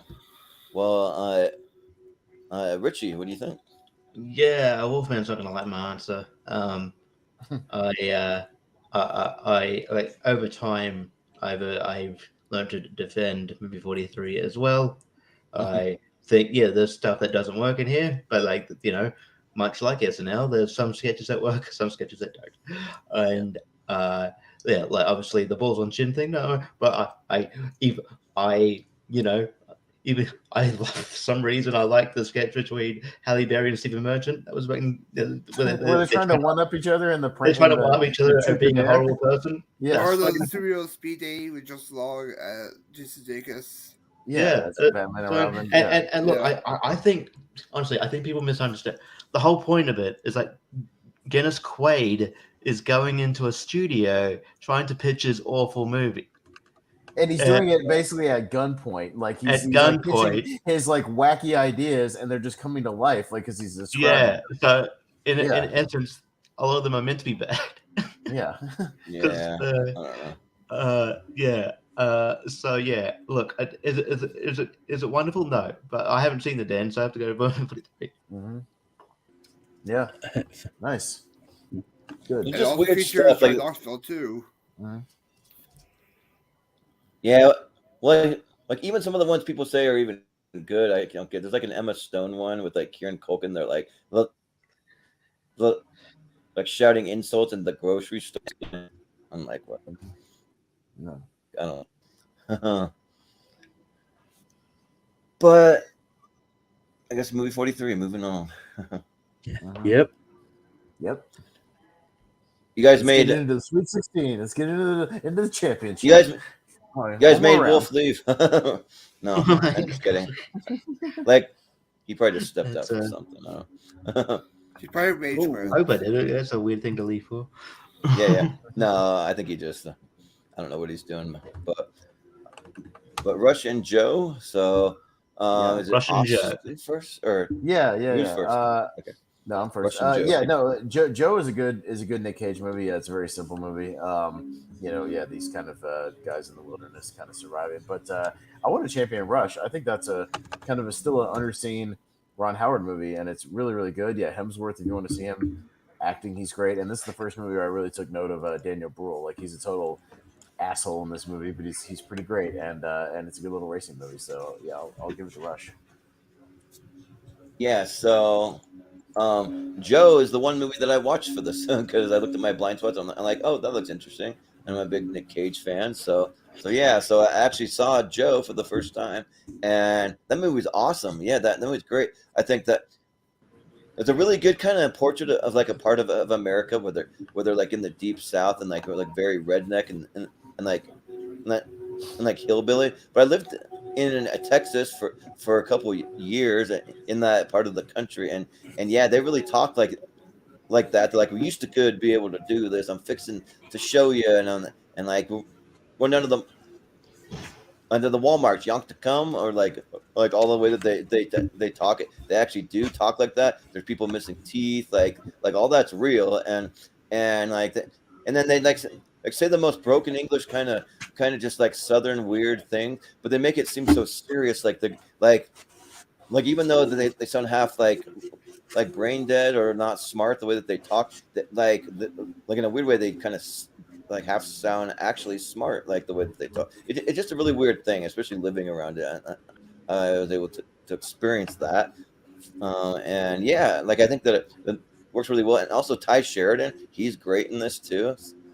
So yeah, I will vote for Joe, and I haven't seen Rush, so I just haven't gotten around to it yet. So Joe, Wolf, what do you think? Sorry, I'm still reeling from movie for 3, but I'm gonna. Oh, this is actually a tough one because I enjoyed both of these actually quite a bit. But I was more like emotionally impacted by Joe, and almost called it Joel by Joe. And when I saw Nicolas Cage in this movie, I was like, damn, can he act? So like he was phenomenal in this film. So yeah. I want to say I'm gonna go Joe. I think more people need to watch this film. It's really underrated. Yeah, and for some reason I always get Ty Sheridan and Barry Keoghan mixed up. I don't know why. Like I almost said Barry Keoghan, but I can see that. They're can see it. Yeah, but Barry I was gonna say like Barry Keoghan's gonna be in Joker, I think. Yeah. Yeah, like I almost said like oh no, I can't wait to see Ty Sheridan play the Joker. Wait, that's not. So yeah, but Brian, what do you think here? Yeah, I quite enjoy Rush a lot. It's great, great car racing movie. And I'll go with that one, Rush. Yeah, Richie. Yeah, I think at some point if we were to do a redux of like our 128, I think Rush would just get in there because I forgot how good this fucking movie is. This movie rules. I talked about it recently when like me, Malcolm, and Jacob did a draft of all the four Chris movies, and JPO, yeah, Rush is really fucking good. I love it. Daniel Bruhl's amazing in this movie, but yeah, Chris Hemsworth is great. Yeah, it's a very, very good movie, and Joe's really good too. It's underrated. I'm glad it's getting some love, but Rush is great. It's fucking the way the races are shot is amazing. Everything about it is really good. So I'll go Rush. Yeah. Malcolm. You gonna go? Yeah, Rush is a great biopic about the band that sings Tom Sawyer. Oh, sorry, wrong movie. Yeah, right. Yeah, today's Tom Sawyer. They should have that song in that movie. No,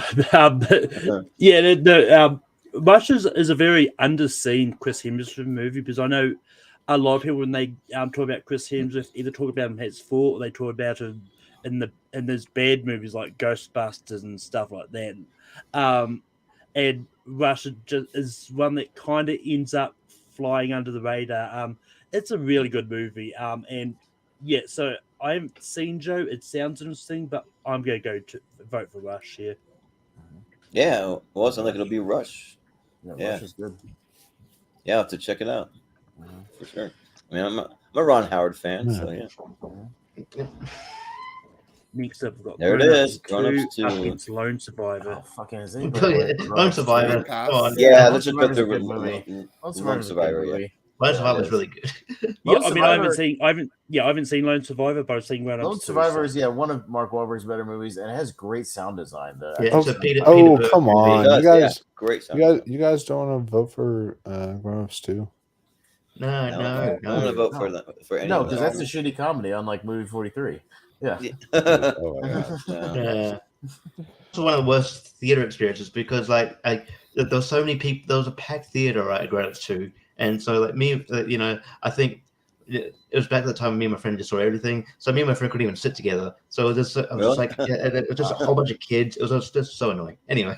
Well, I think that like Adam Sandler made a sequel to it because it's like it's just me and my friends hanging out for a movie. Yeah, so, he openly admitted around the time he was making movies just to go to different locations, just to vacation with his family and friends. Yeah, right. I feel like he probably still does that sometimes, like Murder Mystery 2. Like, what? He did it for Blended. Yeah, he did it for a lot of those movies. Yeah, he's openly said that. Yeah. Yep. Well, Dallas Buyers Club and The Heat. The Heat. Yeah. So, so I haven't seen Dallas Buyers Club. That's one that I really need to see because it's the Best Picture winner and Matthew McConaughey. Best Picture nominee, not Best Picture winner. Oh, it didn't win. For some reason, I thought it won. It was 12 Years a Slave one. Okay. Yeah. So, but yeah, it looks like Matthew McConaughey went to like great lengths to lose all the weight and like everything that he did for the movie. But like, I'm actually a big fan of the Heat. Like I don't love a lot of Melissa McCarthy comedies, but there are a couple here and there, and I actually really like this one a lot. Like I really like the way that she pairs with Sandra Bullock, and some really funny stuff in it with her just being the vulgar kind of like off the beat cop that's throwing all kinds of crazy like I don't know, just like cussing up a storm and just whatever she's saying and I'm a decent fan of Paul Feig. I think he's hit and miss. He has some good ones and some not good ones. So I'll go with The Heat. This is one of his better ones. So, Wolfman. Yeah. So both of these movies are like, I think The Heat is extremely fun. Dallas Buyers Club is an excellent film with amazing performances, both Oscar-winning performances. Matthew McConaughey won. Gave one of the best Oscar speeches too. Like that Oscar speech is incredible. And then also Jared Leto won, and both deserved the performances here. Although I would have personally given it to Leonardo DiCaprio in Wolf of Wall Street. It was still they won Best Actor. Okay, that's it won Best Actor and Best Supporting Actor for Jared Leto. So okay, but yeah, it's an excellent film. I highly recommend it. This is during like the reconnaissance that was happening, and it's I want to see it again. It is a hard watch sometimes, but I do want to see it again. It's really really good. And then the transformation he went through is insane, and it took him like a long time to like gain that weight back because you saw several movies afterwards where he was still skinny, like in Interstellar. Like he still had that kind of. Well, Wolf of Wall Street, his scene in when he's eating lunch with Leo, he's really skinny still. Yeah, he is. Yeah. So it's kind of like it's kind of a gamble doing those roles. You saw like with like Christian Bale and Machinist, just like maybe in like the situations. And then I think Jonah Hill's actually getting to that point because he's been gaining a lot of weight and losing a lot of weight for different roles depending on. Yeah. It's like Matt Matt Damon gained some weight for certain roles, and like I feel like he's having a harder time getting rid of it. I don't know. Yeah. Well, Some people just like to keep it on, but yeah, the Heat is fun, but it's no like Dallas Buyers Club. So for me, Dallas Buyers Club. yeah.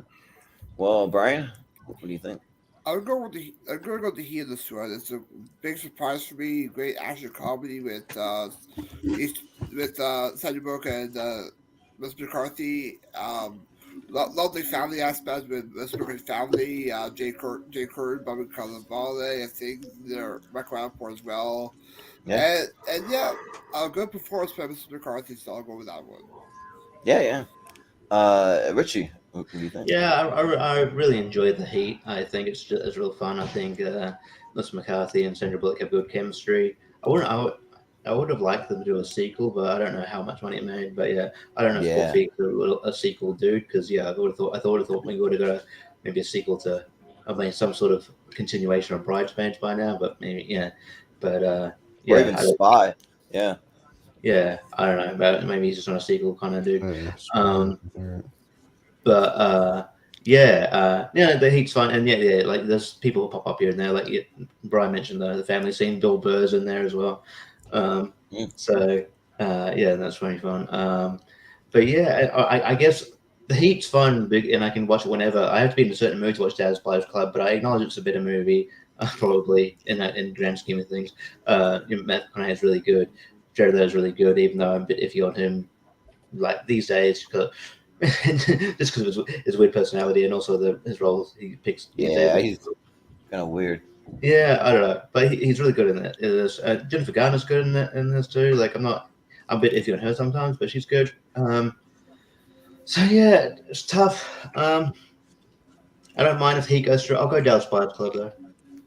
Yeah, but I always remember the scene where they go in the bathroom and they see Sandra Bullock wearing Spanx, and he's like, "What's that?" Yes. She's like, "Just hold it all in. Hold what in? Just everything." And she's like, "What the frick is this?" So yeah, they play good. Well. Yeah, yep.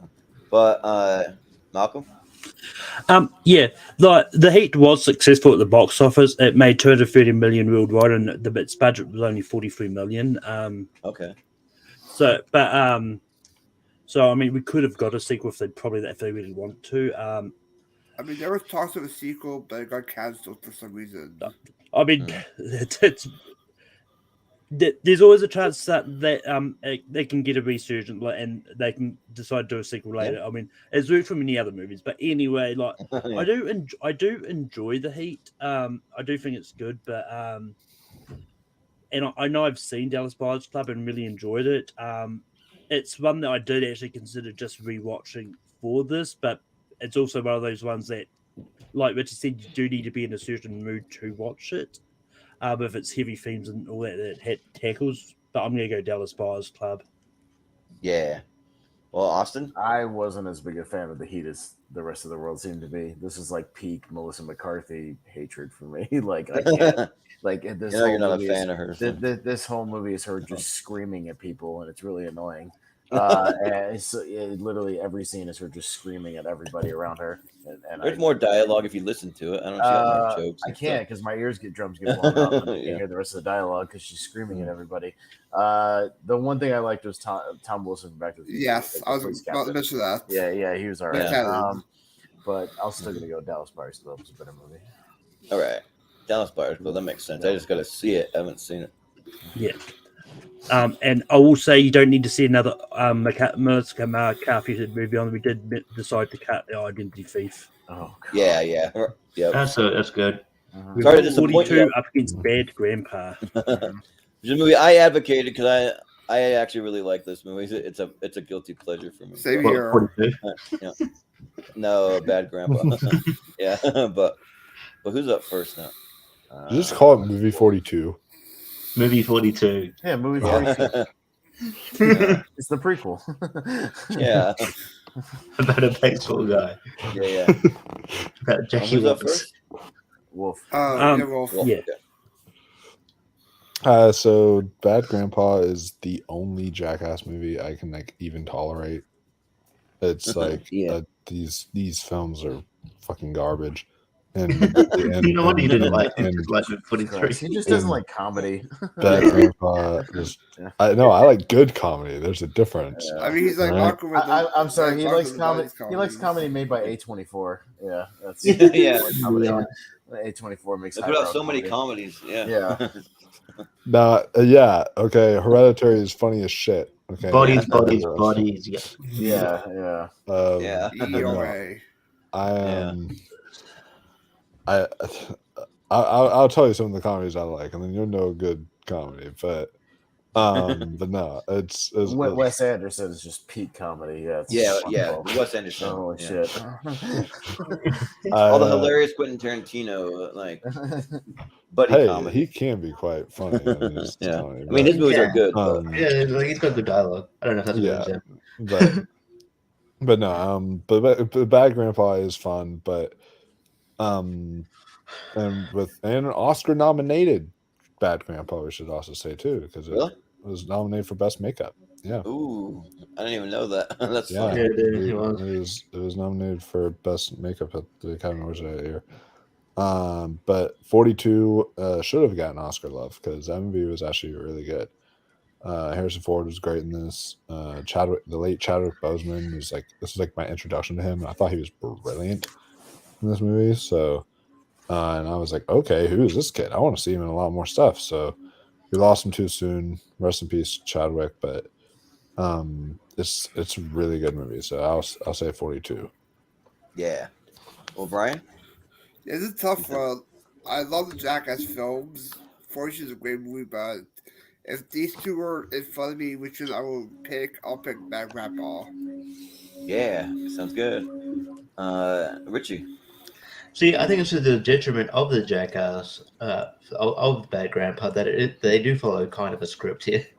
And did a more scripted style. I mean, there is obviously, more, ad-lib stuff, but there's more of a kind of central plot here, and it kind of, I don't know, it takes away from it. I guess I guess, but there's still very funny moments in here. Like obviously the little Miss Sunshine sort of pageant thing when she's throwing money. That's still very funny. When he pretends to shit on the wall. That's funny, but it's not a Jackass thing I'll go back to because it's just it's not really like the Jackass I just prefer them all together in the stunts and stuff. I don't know if we really needed a movie about a spin-off of a character. I don't know if that kind of works and a proper scripted environment. But and 42 is really good. So 42 is probably the better movie, but I don't hate Bad Grandpa by any means, but I just I prefer the other Jackass movies, so I'll go 42.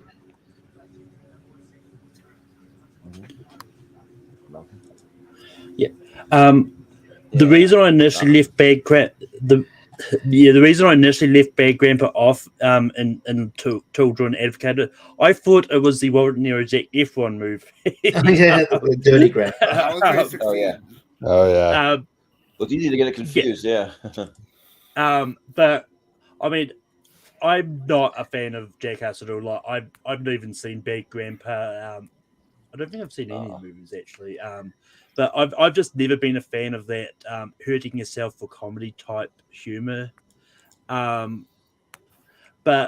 42 is a really good movie. And it's one that I think should have actually have been nominated at the Oscars for some things because I think Chadwick is good in it, Harrison Ford's good in it. It's a really good movie, so I'm going to go 42. Yeah. Awesome. It's what do you think? I'm kind of in the same boat as Richie. I think Bad Grandpa is probably my least favorite of the Jackass movies because I just prefer the other ones where I can just put them on and there's the random stunts and there's no plot. It's just them doing stuff. See, y'all like no plot comedy movies. Well, I was simply explaining that that's what movie 43 is. It's a series of sketches, much like the Jackass movies is a series of pranks and stunts with no loose thread.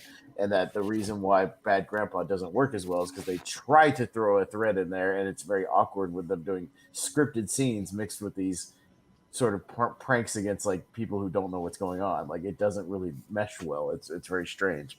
So it's it's got funny stuff. It's okay, but it's one I go back at least to. I'm gonna go with 42. I think it's a better movie. Yeah. Well, I'll defend Bad Grandpa. Like for me, like it's my favorite thing that Jackass has ever done, because it's like yeah, I do like the Jackass movies, but like usually there comes a point in every movie where it's like, all right, I've seen enough sketches of them getting hurt. It's still funny, but the laughs get a little diminishing for me probably. But like here though, I just like there's a little more script to it. There's a little heart with like him and the kid. I think Irving Zisman is a pretty funny character. Like when he goes in the freaking strip club, he has his like balls hanging out, like the long freaking balls, and it's like oh, this is just so good. And like and then like when he goes to play bingo, and he's like picks up the little ink marker, and he starts to like lick the pen and like drink the whatever ink or whatever. Like that's funny stuff. Like I like it. So Kitty Ride as well, where he flies yeah, the off. Kitty Ride where he goes like flying through the wall, like inside the store. Yeah, that's good. So yeah, I mean, I do really like 42, but since I advocated for Bad Grandpa to be here, I'll vote for it. That'd be weird if you didn't advocate and go, So it's going to be 42. Yeah, movie 42. Movie 42. Well, would have depended on the matchups. Maybe there's one I really love. I guess so, yeah. Yeah. The Wolverine. Oh God! Oh God! Okay. Is anyone gonna vote for Oz the Great and Powerful? That movie sucks. That's Sam Raimi's worst movie. Like easy. Yeah, like even the movie stinks. even the Wolverine, like for Wolverine has issues, but it's still decent. It's still another movie. I forgot that Sam Raimi even directed that until it's not a Sam Raimi film. You know what I mean? Like it's not. It is, but it is. Yeah, I didn't even know it was a Sam Raimi movie, but that's his worst movie. Easy, like it's not good. I think we just put through Wolverine. I'm fine with that. I mean, I would have voted for Oz. I actually do enjoy that, but of course you do. Of course. Yay, I mean, the Wolverine isn't great. Hey, another Hugh Jackman movie. You guys read my subtitle? Yeah, but no guessing what you're gonna vote for. Yeah. But Brian. Yeah. I'm not the biggest fan of Gravity either. Fine. I'll go with Prisoners on this one. Yeah. Richie. Is Prisoners a carryover? Or is it 2013? No, I think it is 2013. Yeah. Okay. Alright, cool. No, that's all good. That doesn't won't really affect it either way, but yeah, I like Gravity. I don't mind. I think it's good. I don't think it's overrated at all. I thought it, it's deserving of its accolades. So yeah, no, I think it's all pretty good. But Prisoners is really good too. One of Denis Villeneuve's better films. Just impressive. It's a really good filmography. I'll defend Gravity here. Well, Gravity. Yeah. Malcolm, what do you think? I haven't got around to seeing Gravity. It's one that I've actually wanted to see because I do think it sounds interesting. So I'm going to vote for Prisoners because I've seen it. Yeah. Well, Austin? Yeah, no, Prisoners is good. Again, I like early Denis Villeneuve. It's not my favorite out of the series. Then I've said it's Sicario is my favorite of that grouping. But yeah, I really like Gravity. I saw it a couple times in the theater. I saw it in IMAX. It's really good. I like a survival movie, and it's a space survival movie. It's a tight 90 minutes, and it gets right to the point. Doesn't fuck around, and I like it. So Gravity. Yeah. So, Denis Villeneuve is very hit and miss for me. Like there's two movies of his that I love. One that I just like, and then I haven't seen Enemy yet. I imagine I'd probably like it, but I haven't seen it. But like Sicario and Prisoners, like I fucking love these two movies. I absolutely adore them. Dune, I think it's all right. I mean, I do like it, but everything else I can't stand. So, but yeah, Prisoners just blew me away. I actually saw this movie 3 times in theaters, especially because of Hugh Jackman's performance in it. I think it's just like off the charts good. Like it's yeah, and even what's his face like plays the like creepy guy that they like hold hostage. I forget. Paul Dano. Dano. Yeah. Paul Dano's great in it too. And then they even get to some kind of interesting things with like mazes and all that. Which that part to me, it does seem a little kind of almost out of place, but I still kind of like it weirdly. But yeah, so I think that's great. I just think Gravity's boring as shit. Like it's just them, just like two people floating around in space. Like I mean, they're trying to survive, but it's just like not enough happening or going on for me that it just like put me to sleep. So I'll go with Prisoners. So, Wolf. Yeah. So I mean, Gravity. It's a nice spectacle piece with nice visual effects. This is, kind of tense, but nothing is as intense as Prisoners. This movie, to me, is arguably the best movie of 2013. It's certainly up there, if not the best. It's certainly high up there. Julie, I saw the most in 2023. Yeah. It's did you say 2023? Or sorry, 2013. It's the movie you've seen the most in 2023. Wow. Wow. Already watched it 5 times this year, you guys. Yeah. Yeah, Prisoners is excellent, and the cinematography from Roger Deakins, by the way, like superb stuff. Oh my goodness, it's beautiful. And I do think that both of them should have gotten Oscar nominated. Jake Gyllenhaal and Hugh Jackman were brilliant. I don't know why they were robbed, but yeah, such a fantastic movie that really puts you in the shoes, like wondering, like, what would you do in that situation? And I thought that was really, really brilliant. What lengths would you go to save your child? Yeah.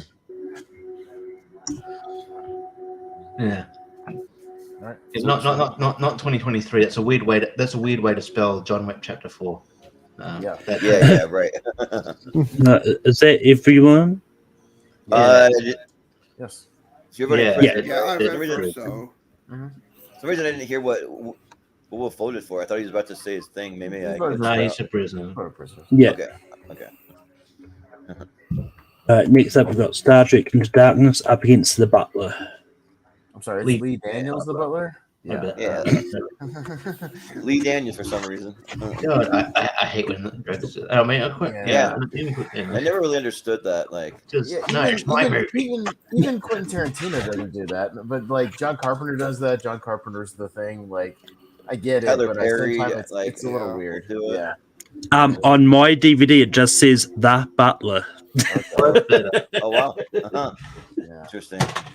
It's like, am I supposed to give a shit who Lee Daniels is when I go to the theater? Like, it confuses you. Is Lee Daniels a character? Oh, he directed the movie. Yeah. Okay. It's Lee Daniels' Butler. Yeah, it's about his. Well, it's like even worse is like the Saban's Power Rangers. Saban. Oh yeah. Saban's Power Rangers. They just he produced it. It's like, okay, yeah, right. Cool, Power Rangers. You didn't even direct it. Yeah, it's like what? Yeah, but is it Richie? Okay. Yeah. I guess where's my left? I think he'll be. Well, yeah, he may have hit something. He may have his cut out for some whatever reason. Well, usually every single time Wolfman's on, there's a point where he leaves and he does not come back. Like so we'll see what happens. But Richie, yeah, what are you gonna go for? Yeah, I mean, Star Trek Into Darkness is probably the lesser of the trilogy for me. I still like it enough. The kind of reveal of Khan is a bit weird because like the J.J. Abrams is a bit secret, but no, Khan's, and then it was obvious it was Khan, but but I still like it enough, and I don't know. I haven't seen Lee Daniels the Butler. I don't know if I'll get around to it. It's got a good cast though, but I'll go Star Trek Into Darkness. Yeah, Malcolm. Yeah, I mean, I actually really like Star Trek. Like out of the Star Trek movies I've seen, like which is mostly the J.J. Abrams one. I actually do like Star Trek Into Darkness the most. But that being said, I've got the DVD. I actually literally just finished watching it before Jordan sent out the link. Nice. I probably wouldn't have time had we started on time, ironically. Oh, nice. But yeah, it's a really good movie. Like basically, the plot is like it tells the story of this butler who served under like about 6 different presidents, and sort of you see what was happening in the world during each of that president's reign. Like it was a really sort of big, like talking about black and all that, and it's a really good movie. I'm gonna go the butler on this. Yeah, Austin. I'm pretty sure The Butler is one of those movies I started like on Hulu or something and got like halfway through and did something else and just never came back to it. I just never had that inkling. I was like, I'm good. Yeah, I like all 3 of those Star Trek movies. I know Star Trek purists or whatever are not big on it, but to me, it's whatever. I just want an entertaining movie, and I think those movies are entertaining. I like the cast, and I still will watch Into Darkness. I think it's a fun time. So I'll go Star Trek. Yeah, I've never seen Lee Daniels the Butler. Like it, and haven't really piqued my interest that much. I'm trying to see what year, what era that it's set in. Because if it's before the 1900s, I'll never watch this. It's from the 34th to the 40th. So it's from Eisenhower to Reagan, and it's Alan Rickman. Alan Rickman plays Ronald Reagan. Yeah, because I don't mind some period pieces, like if they're like set in like the 40s, 50s, 60s, like that type of stuff. I actually do like those a lot, and rarely I'm like hit and miss on period pieces. Be for that time, I'm kind of like mostly don't like them, but there's a rare one that'll sneak in that I like. I mean, it was set. It's told 2009, but the story starts in 1937. So okay, yeah, but I haven't seen it though, and I actually really like all the J.J. Abrams, the Star Trek movies. Probably Into Darkness is the one I like the least, but that's not really saying much because I like them all. I think they're all pretty good. I just don't like the fact that like we knew that Benedict Cumberbatch was Khan. They tried to make it some big reveal, and it like is like the worst kept secret in the country. So yeah, but I'll still go Star Trek Into Darkness. Yeah. Wolf, what do you think here? So first off, have you guys ever do y'all ever remember that YouTube channel Clever Movies? I think that's what it was called. Yeah. Vaguely, I know like Sinead Freeze was on it, yeah. And so I remember there was one girl, like Erin something. She did a review of Star Trek Into Darkness, and she gave a quote unquote spoiler. It was one of the first examples of like a false spoiler, because I watched the movie. I was so mad, and I watched the movie, and it wasn't even true. She said that Spock died in it, and so I was prepared for that, or something like that. And it was and then I watched the movie. I was like, wait, what the fuck? She didn't die. What was she talking about? I was unsubscribed from the channel. I'm not gonna lie, that the only reason I ever watched Clever movies is because they had a couple things where Sinead DeFreeze were going with another chick and they'd be trying on underwear for a little segment. I'm like, all right, I'll watch it for that. Yeah. But it was and trust me, some of the women on there, and that's the reason I watched Clever movies. But yeah, I actually own a steelbook of Into Darkness that came with the Enterprise, like a little Enterprise statue. It's kind of cool. That's awesome. So yeah, I actually enjoy Into Darkness quite a bit. But I think we can all agree Galaxy Quest is the best Star Trek movie. Yes. And The Butler is great as well. A really interesting period piece. Oh boy, if y'all don't like those period pieces that take place for this, y'all are gonna hate when we do our top 64 and y'all watch Barry Lyndon. I'm just throwing that out there. No, I've seen Barry Lyndon. It's the worst Kubrick movie. Yeah, I don't know if we're gonna watch that movie. No. Yeah, no. But oh man, on this, I think I will give it to Star Trek Into Darkness, just because I watched that in the theater. I was all hyped up, and I know a bunch of Trekkies are going to be mad at me because apparently some hardcore Trekkies hate this movie. I mean, they hate this movie. So they're gonna have to get over it because I'm going to be into Into Darkness. So there you go. Yeah. Well, Brian. Yeah, I like Into Darkness, but I quite enjoyed the Butler a lot. I love the different people. Ron Williams, James Marsden, John Cusack, playing all different presidents. Oprah Winfrey's in there. Cuba Gooding appears in there. I quite enjoy a lot of Into Darkness, so I'm gonna go lead down as a Butler. Yeah. But I think it'll be Into Darkness. Yeah. Yeah, I mean, Robin Williams is Eisenhower, John Cusack is Nixon, which sounds weird when you put it to words, but it's that is kind of interesting. Yeah. I'll just go head out for me. So I'll catch you guys next time. Sure. Yeah. We'll see you later, Brian. All right. So no more ties. Dang. All right. Iron Man 3 versus Begin Again. Yeah. So it'd be Malcolm first. Yeah. Begin Again is a movie that I think I've seen. I was gonna say, has anyone seen this? I have. It's really good. Yeah.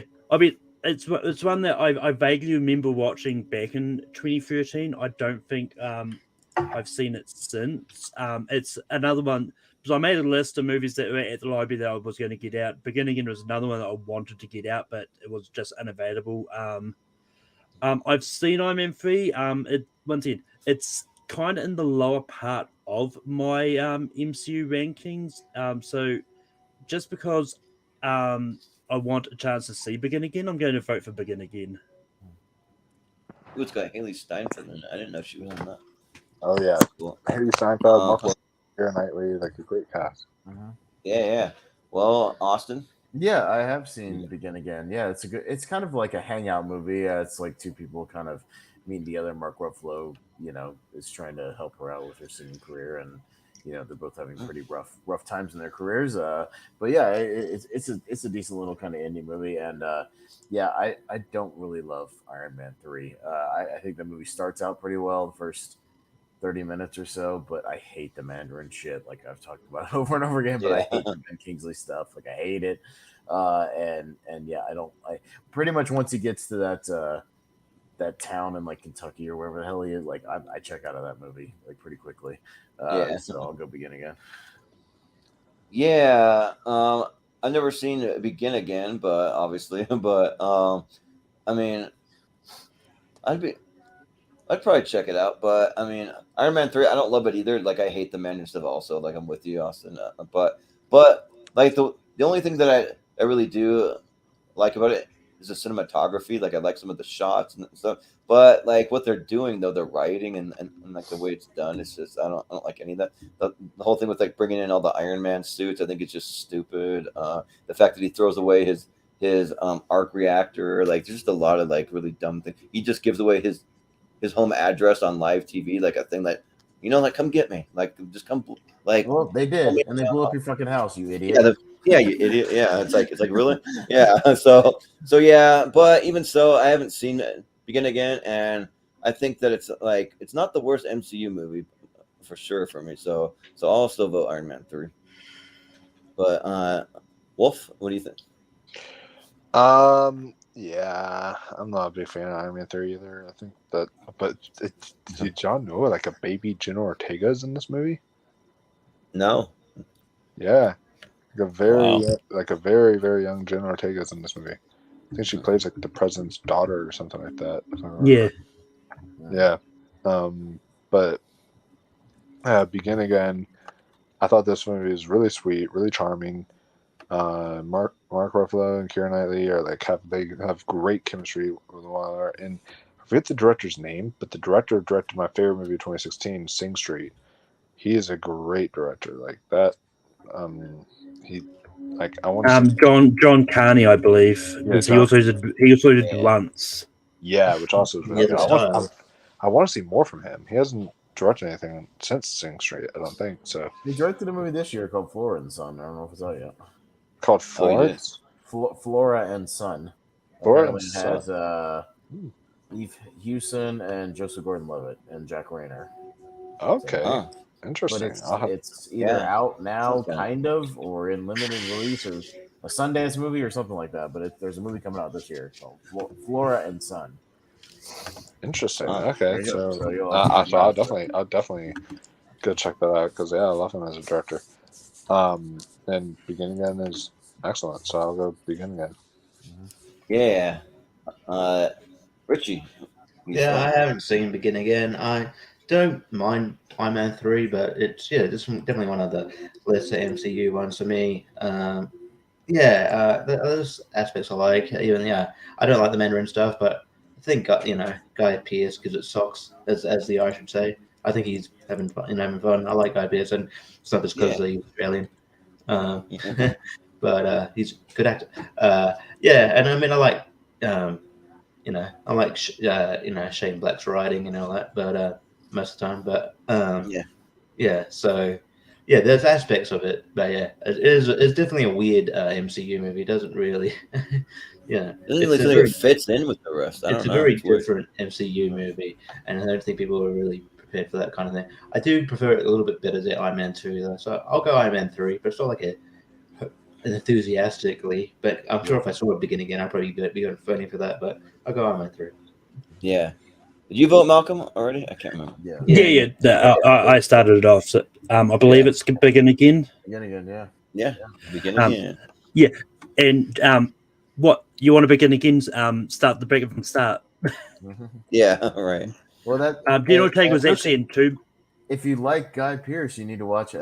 He's fucking perfect in that movie. Oh yeah, he is great in that movie. Yeah.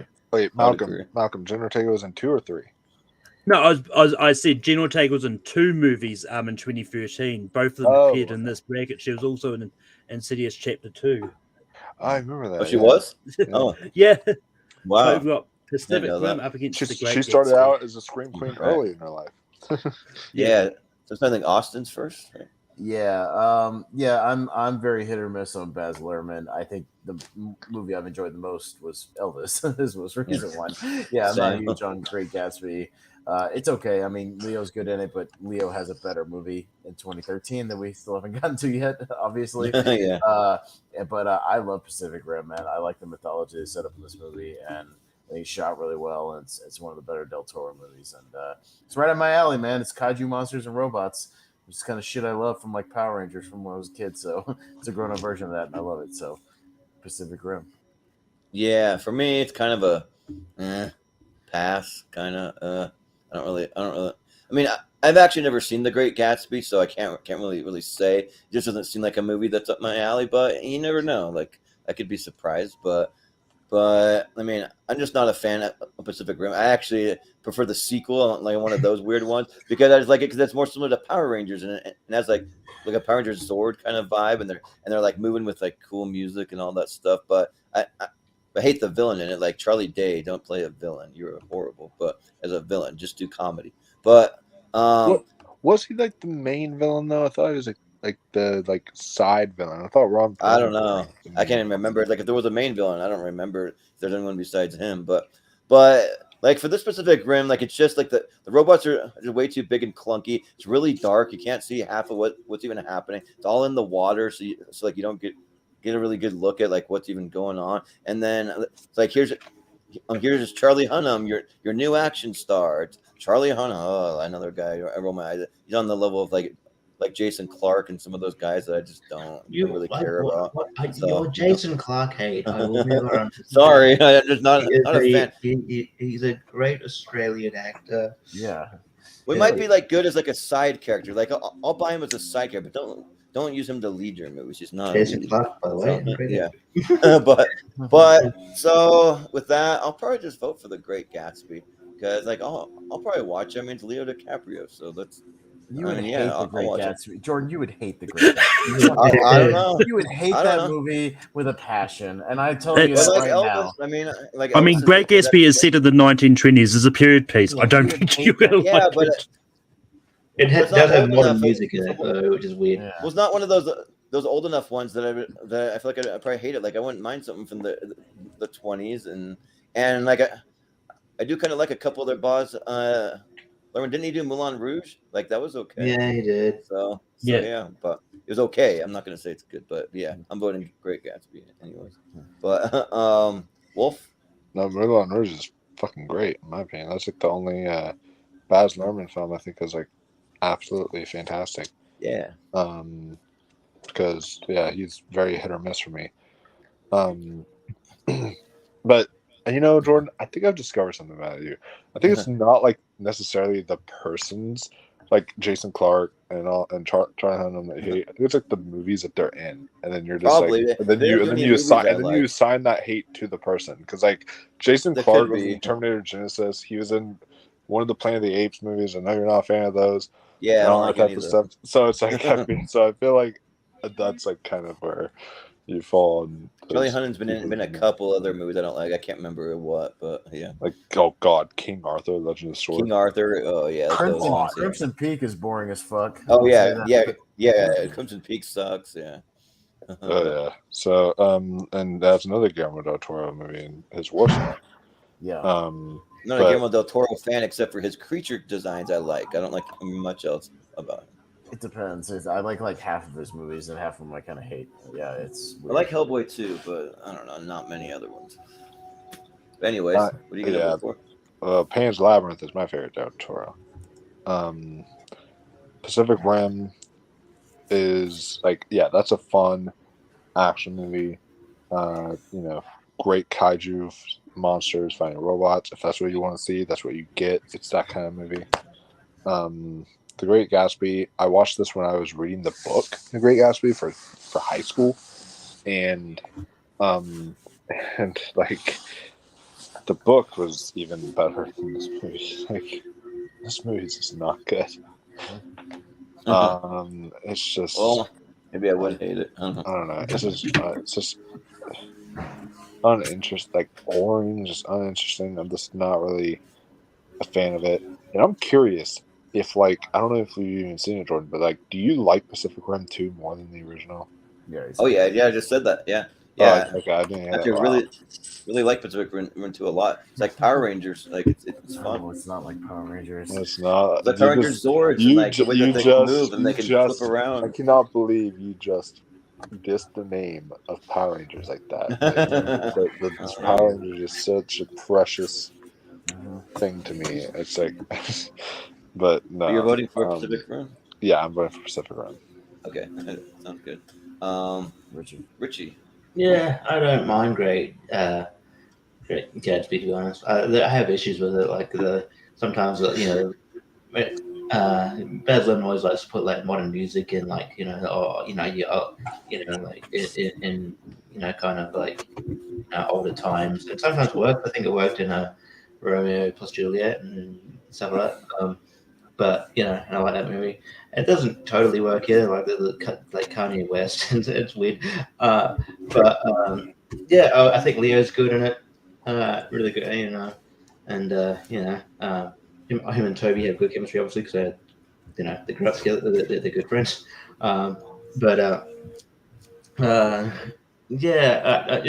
It is largely kind of a forgettable movie, unfortunately. Even though it was it was probably a big movie for Australian actors. There's a lot of Australian actors in it. Like Joel Edgerton's really good as a kind of a dick. I think Jason Clarke's in there. It is pretty good. I'd probably watch kaiju like robot battles more than watching Great Gatsby. If I'm just going for like rewatchability, so I'll go Pacific Rim here. Yeah. So it sounds like I'm going to be the reader, but I'd much rather watch Great Gatsby than Pacific Rim. I have seen both of these movies anyway, but I've had look. I like Pacific Rim. It is a good movie, but yeah, I'm a big period piece fan, and it's one of those ones like, well, yeah, the Bears using modern music in his stuff doesn't work, but I didn't think it was that. Also, I didn't think it was that distracting either. So I'm going to vote for Great Gatsby, but I think Pacific Rim's moving on anyway. All right, Pacific Rim 3-2. Next up, we've got The Secret Life of Walter Mitty up against Beautiful Creatures. All right. Well, Jordan was up first. He stepped away for a second, so we'll go to Wolf first. Yeah. I think I've seen both of these. I'm trying to remember if I've seen Beautiful Creatures, but I don't know. I don't remember it being that beautiful though. But Secret Life of Walter Mitty, I love this movie. I've seen this movie multiple times. It's very powerful, very emotional. Sean Penn is great in this, as well as Ben Stiller and just all the rest of the cast. And yeah, I felt like this was like really the first like major time I saw Ben Stiller do like something on this level that was like really, really powerful, emotional, resonant. So I will give it Secret Life of Walter Mitty. Yeah, Richie. Yeah, I haven't seen Beautiful Creatures, but yeah, Walter Mitty's fine. I like it all right. Yeah, it's definitely. I think it might be a bit overly long. That's the only issue I have with it. It's very yeah. Yeah, I enjoyed it. Adam Scott plays a really good. He's a really good. Yeah, again, probably a theme. He's a really good asshole. He plays a good dick in this movie. Kristen Wiig is probably the first sort of bit more of a dramatic role for her. But yeah, no, I think that was really good. So I'll go Walter Mitty. Yeah, I haven't seen Beautiful Creatures. Just looking at the cast list, it's got a stacked cast. You got Alden Ehrenreich, you got Jeremy Irons, you got Viola Davis, Emmy Rossum, Emma Thompson, is all in there. Zoe Deutsch. But you haven't seen it. I've seen Walter Mitty, and I think it is a really it's better than what people say about it. Because I think it didn't get a big good reception coming out. But I'm gonna go Walter Mitty. Yeah, same here. I haven't seen Beautiful Creatures, but I like Walter Mitty. I saw it in the theater and I enjoyed it. It's shot really well and it's a nice little film. So I'll go Walter Mitty. So Jordan will be back in a minute, but he would probably vote for Walter Mitty as well. Probably, I think he's seen it. So yeah. I mean, Walter Mitty's already Walter Mitty. I've never seen I Beautiful Creatures. So yeah, that's pretty much exactly what I said you would say. Yeah. I mean, it already had 3 votes at that point anyway. Yeah. Next up, we've got We Are What We Are up against the Croods. I have no idea what that is. Nope, me neither. What? Okay. Wolfman? I don't know what We Are What We Are is. We Are What We Are is a really good like horror kind of like psychological horror film that I would recommend. It's it's really, really good. I don't want to spoil anything or give anything away, but definitely I should check that one out. When I have a chance, the Croods is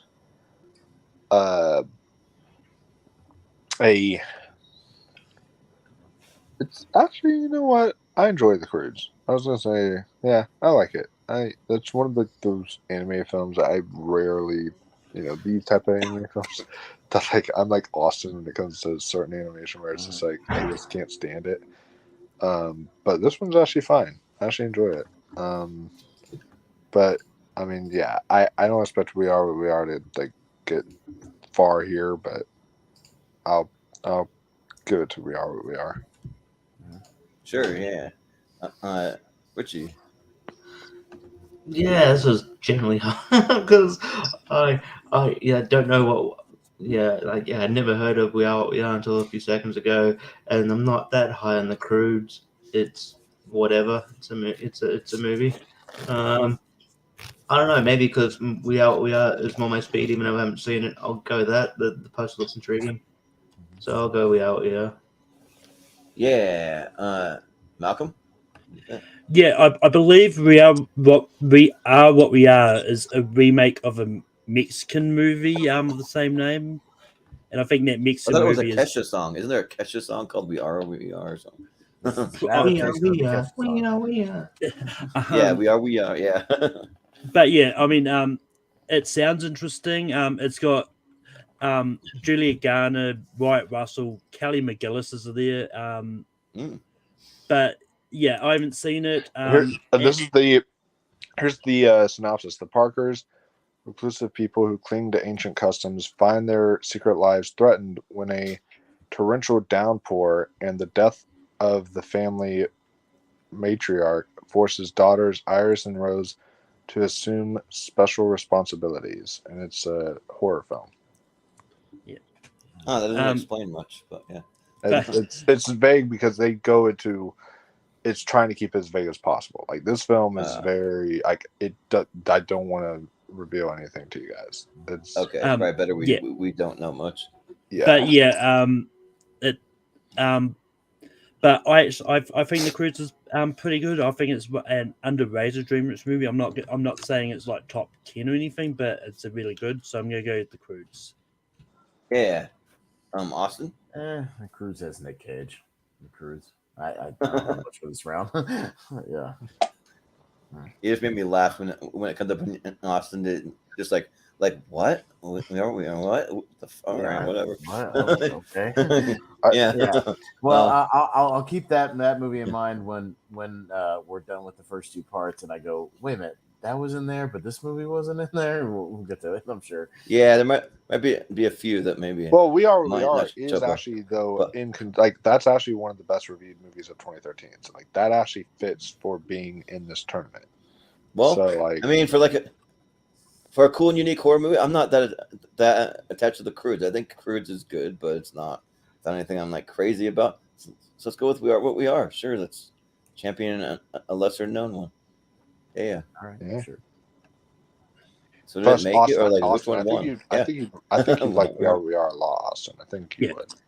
So it was 3-2 for We Are What We Are. There we go. All right. About time. Wall Street. Okay, this God. was released this year. I'm just kidding. Wolf of Wall Street. Yeah. Anyone going for Despicable Me 2 over Wolf of Wall Street? No way. 2013. Despicable Me 2 is all right, but Wolf of Wall Street. Yeah, Wolf of Wall Street. Fucking, and it needs to go ahead and smoke that next movie on the next round. Jesus. Yeah. Oh, yuck. Oh, yes. Even red one. Come on. Yucky. Yeah. Ew. Gross. Yeah. Richie. Oh God. Okay. Look, I know you disagree, Jordan, but Olympus Has Fallen is so much better than White House Down. White House Down way better. No, I like White House Down. Way better. I was bored with Olympus Has Fallen. No, I agree. Olympus Has Fallen is way better. Didn't that come out the same year too? Yes, it should be in here somewhere. Yeah. Yeah. Either in this episode or the next episode. Yeah, it was the same year. White House Down has freaking Channing Tatum in a limo, like riding around shooting rocket launchers and shit. But it sucks. Somehow it's more boring. It's boring. Yeah, I don't really love it. I just like it better than. But and like, look, I like the first Red. That's kind of fun. Red 2 is not as fun, but I like the cars that you can have fun with it. It's not spectacular. It's still silly. It's not gonna. It's gonna go out the next round. So it's very, this doesn't mean that. Or wherever. So I'll go Red 2, but it's not like amazing movie, but it's fun. Yeah. Yeah. Malcolm, what do you say? Just like everyone else, I think Olympus Has Fallen is better than White House Down. But I watched both Red movies for this because I hadn't seen Red 2, but I thought I'd watched the first one before I watched the second one, and did a double feature of them. Red 2 is fine, but just because I want the potential matchup of White House Down up against Olympus Has Fallen, I'm going to go White House Down. Let's go. That means White House Down would pretty much have to potentially make the championship and then face off in there because we haven't seen Olympus Has Fallen yet, unless it's right below this. Yeah, there's still at least 1 or 2 matches coming up. So you have to bank on that. Like that's you have to bank on that. The next one, I will die. I don't care as much about that. I don't give a shit because White House Down sucks, and I'm not going to vote for it. There's a weird parallel here though, because Bruce Willis is in Red 2. Bruce Willis still has a Die Hard movie that we haven't seen yet from 2013. Good Day to Die Hard was 2013, but the best Die Hard movie from 2013 was Olympus Has Fallen. 100%. It was the best Die Hard movie with Gerard Butler. So But yeah, White House Down stinks. It's a bad movie. And Red 2, is not great, but the Red movies are okay, and I'll watch John Malkovich. So yeah, Red 2. You know what I just forgot? Freaking Jason Clarke is in White House Down. And he plays one of the villains. Damn it. Yep. So I can't vote for it. Right? And Red 2 has Sir Anthony Hopkins, John Malkovich, and Helen Mirren, and Bruce Willis. So yeah, I think I got to go with Red 2. I'm not high on it. The more and more you look back at the career of Roland Emmerich, you go, maybe Independence Day was just a fluke, and everything else. Yeah, right. Sucks. Yeah, it's just a fluke. Yeah, that was a fluke, and everything else has been either mediocre to really bad. And he's just And now that Moonfall flopped and he wasted $150 million in the studios, maybe he'll finally go away. I don't know. Yeah. His career TV show. They're probably almost done. Yeah, it's gotta be right. Gotta be. Yeah. You can't do that anymore. No one ever goes away. James Corden's still making movies. I know. Yeah, he didn't make it like a massive bomb. Catch, I guess. Well, I mean, is he still like being cast in movies even after his talk shows? So wait, real quick. Let's do it real quick, okay? So Roland Emmerich. Let's give thumbs up and thumbs down, okay? So I'm not gonna count like his really early shit, like Making Contact that nobody's seen, whatever. Let's start with his first actual movie, Universal Soldier. It's all right. It's like a neutral. All right. Stargate, not really aging well. It was all right when it came out. I give it a thumbs up, but it's a slight. It's like a diagonal. Yeah, barely. Independence Day, a lot of fun. Fucking great. Probably his best movie. Okay? All right. Godzilla sucks. The Patriot, not bad. Yeah, good. I actually really like The Patriot a lot. Day After Tomorrow sucks. That's neutral for me, kind of. 10,000 BC sucks. Sucks. 2012 sucks. Anonymous, the Shakespeare movie sucks. White House Down sucks. I'm neutral on it. I don't know. I don't know what Stonewall is. He made a movie called Stonewall. I don't know what that is. Independence Day 2 really sucks. Terrible. Diarrhea. Midway, mediocre at best. I think it sucks. No, I think that movie sucks. And Moonfall sucks. So yeah, Roland Emmerich kind of sucks. Not that great. No, not good. He had a couple of flukes in there. That's but hey, who's better, Roland Emmerich or Michael Bay?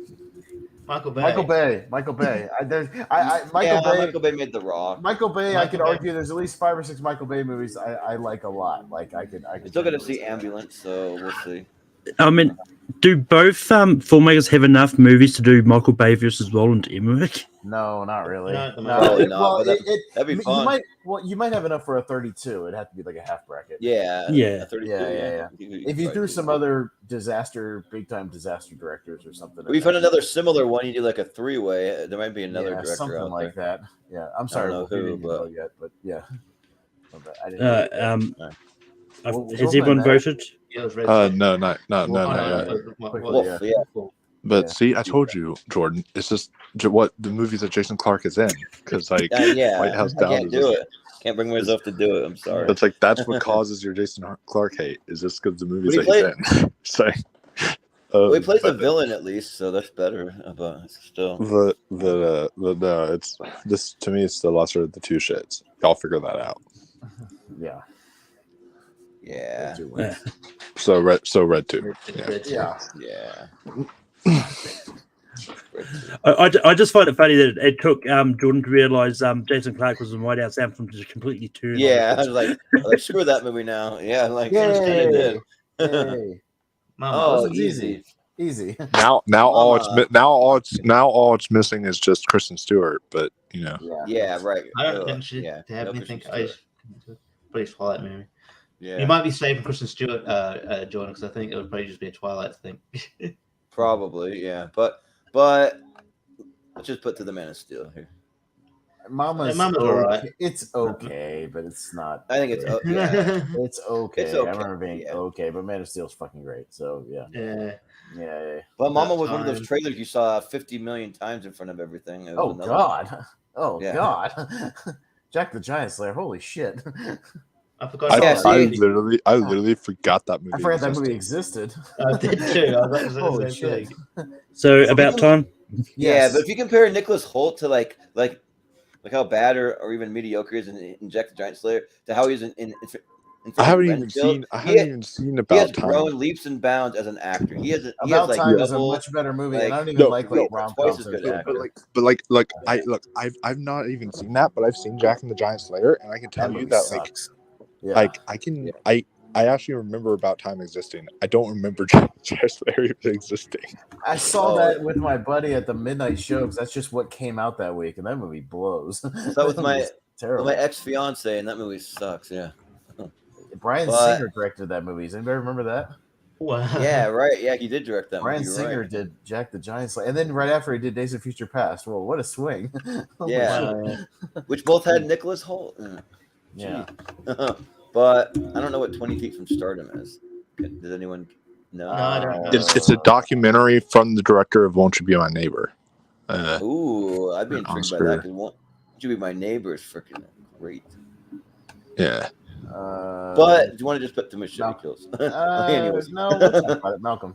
Sure. Yeah, I haven't seen 20 Feet from Stardom. I don't think I've actually seen Machete Kills either. I've seen the first one. I've still got to get around. But if I was going to pick one, I'd pick Machete Kills over a documentary. So Machete Kills. Yeah. Austin? Yeah, I ended up seeing Machete Kills in the theater. Yeah, and I think it kind of bombed after the first one. It was really weird.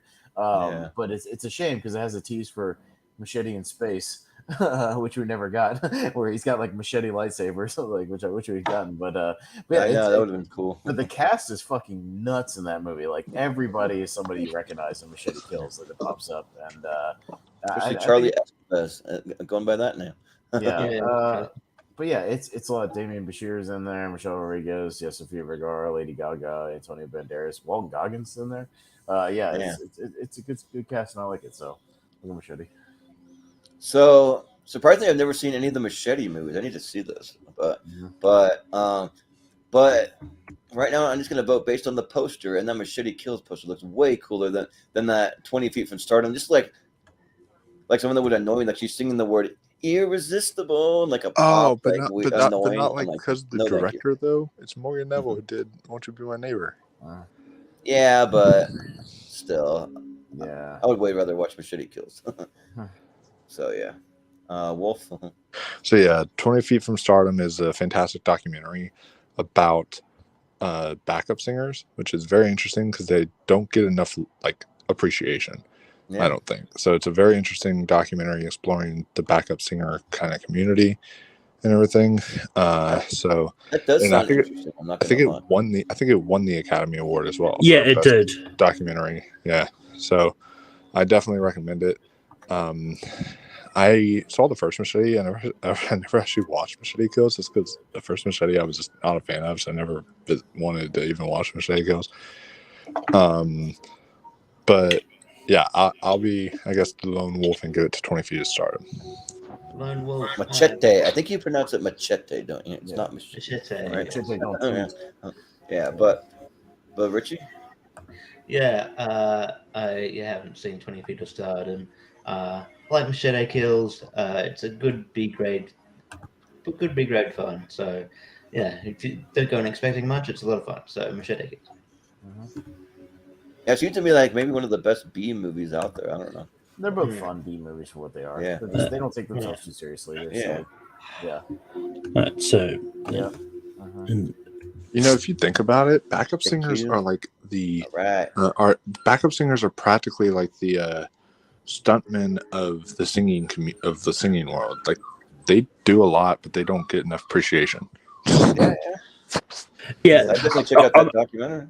I mean, the fact that 23rd to Stardom won Best Documentary makes it even more baffling that Won't You Be My Neighbor missed out. Yeah, right. It's weird.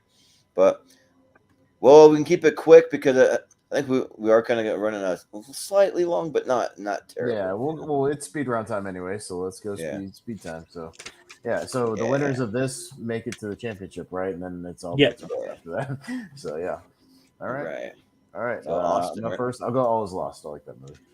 Yeah, I haven't seen the other. Well, no, I've seen Best Man Holiday. That's why I'm going All Is Lost. Yeah. Wolf. There, world. All is lost. All is lost. Yeah. Okay. Yeah, Richie. All those lost because Best Man's Holiday got in on a technicality because Wolfman popped in at the last second. Mm-hmm. Yeah. Malcolm. Sorry. Yeah, I mean, it's already for Best Man Holiday. All has already lost, so all is lost. Yep. I'm going to watch it. Besides, I'm going to watch it by the championship, so I want a chance to talk about it. Yeah. All is Lost is really good. If anybody hasn't seen it, I really recommend it. It's a quick 90 I haven't minutes. seen it, so Good yeah, Smile I need movie, to see yeah. it. I think it's on Hulu. I think I'll look it up. Cool. To check it out. All right. It's very you have to watch it though because there's no dialogue at all. There's no dialogue? Well, it's just Robert Redford. He's not talking to anybody. Just him. Yeah. Like sometimes you have things like Castaway. He's still talking a little bit. I mean, I think he says one or two things on the radio. He sends like a mayday or two, but there's really no dialogue. It's just him on the boat. So I mean, there's nobody. Okay. Yeah. Yeah, that's all. Well, it's free on YouTube and Tubi. Okay. Oh, it's free. Okay. Yeah, there free. you go. Even better. So I'm up first for this one. In a World and Interstellar, and I'm gonna go Interstellar pretty easy. Wolf. So Interstellar is the masterpiece. It's the better movie, but like I want to show appreciation to In a World because that doesn't get enough love. So yeah, In a World. Richie. Interstellar. Yeah. Interstellar. Interstellar. Malcolm. Yeah, I still haven't seen In a World. So Get to it, mate. What have you been doing? I'm going to see. Yeah, you I'm just gonna wasting your life away. You haven't seen it yet. Yeah, Interstellar. Yeah, Interstellar. All right, we got Cloudy with a Chance of Meatballs 2 and Trance, which is not that one, the other one. Yeah. The other one, which I don't remember who's even in the other one. James McAvoy and yeah. Wolf. I like Danny Boyle, so I guess I would want to see Trance more than rewatch Cloudy Chance of Meatballs 2. Yeah. Richie. Yeah, I'll go Trance. Malcolm. Yeah, I mean, I like Cloudy too, but I think Trance is pretty good. So Cloudy too. Yeah. Austin. Trance. So now Malcolm has, when he does the championship, has a chance to pull the real poster. Yeah, right. He can redeem So all these ones going in the Sweet 16, right? Yeah, Okay. these are on the Sweet 16. So after this, it's they're already in. So it's whatever happens after that happens. Yeah. All right, because I'm also going to vote Trance. I like Cloudy too, but yeah. And I haven't even seen Trance, but I would rather watch it than Cloudy too. So. Yeah. Oh God. Bad Milo. Oh man, it's really good. Oh man. I think it's Wolf first. Richie. Oh, okay. Okay. Well, yeah. Congratulations, Bad Milo. You're going through Bad Milo because I'm probably going to watch you for telling the streaming probably because you're the type of movie I'd watch. Yeah. Yeah. Malcolm. Yeah. I've seen Jojo Retaliation, and that's why I'm going to vote Bad Milo. Yeah. Austin. I've seen both. That's why I'm going Bad Milo. And yes, Richie, it's free everywhere, including Tubi. So there you go. Nice. Yeah, some like horror movies are just available all over. I don't know. Tubi has a plethora of horror movies. It is almost better even than Shudder for horror movies. It's got everything. Yeah, that's awesome. Yeah, because I'm not a G.I. Joe movie fan. Maybe the cartoon was all right, but I'm voting Bad Milo. Yeah. Wolf. Tubi does have like everything when it comes to horror, but they also have like some shit when it comes to horror. I saw like one on there that was like clown zombies or something like that. There's a bunch of shit on there, but they have everything. When you have everything, you're gonna have shit. Yeah. So like they can't all be winners. I mean, they can't all be Dr. Alien or whatever the fuck. Yeah. That was fun. But yeah, I'm gonna go with the not bad movie, which is Bad Milo. Yeah.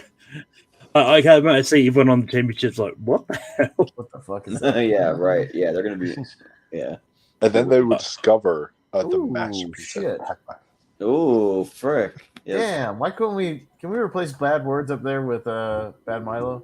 Yeah. So we can have both these movies in the championship. Yeah. That would go against G.I. Joe. Yeah. Who's first? Malcolm. So it's Bad Words and 12 Years a Slave. Yeah, this is tough because I love 12 Years a Slave. I think it's a really good movie. But I also really want to see Bad Words. Yeah. I want a chance to rewatch it. Yeah, just because I don't know how this is going to go, but just because I kind of want to give a vote to 12 Years a Slave, I'm going to go 12 Years a Slave. Yeah. Well, Austin? I want to champion Bad Words. So Bad Words. It's a great movie. Yeah. Like, I can acknowledge 12 Years a Slave is the better movie, but yeah. I want to champion Bad Words also, so let's go Bad Words. Wolfman. So I can definitely rewatch Bad Words more because 12 Years a Slave is also one of those movies I'm never going to watch again in my life. That's hard. Because it just was affected me too much. But it's such a good movie though. So like, it's a great villain role for Michael Fassbender. So I think I'm going to have to give it to 12 Years a Slave. Yeah. Richie? Richie. It's trouble because it's the best picture nominee, and then the best picture winner. Best picture winner. The winner. It might not even make up, but that's quite funny. But it's like it comes down to like 12 Years a Slave is really good, but it's not something that you can just put on and go, hey, I can just put this on. No, it's a very hard watch. But with Bad Words, I can be entertained whenever. So yeah. I'm gonna go Bad Words. You know.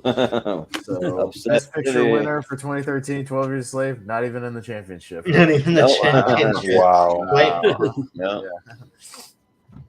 Love that. But the hemorrhoid ass movie that Wolf champion for is. that one's in there. Hey, It's your fault, Wolf, because I wouldn't have been in the tournament otherwise. Blame the bracket, the randomizer. Yeah. Okay? It's all about the randomizer. All right, Blue is the warmest color in Fruitvale Station. I'll go Blue is the warmest color. I've seen it. I haven't seen Fruitvale Station yet. I'm going to get to it soon. Well, I'm the opposite. I haven't seen Blue is the warmest color, but I've seen Fruitvale Station, and it is kind of hard to watch, but I could rewatch it. I feel like, but it was really powerful. So yeah, Fruitvale Station. Wolf.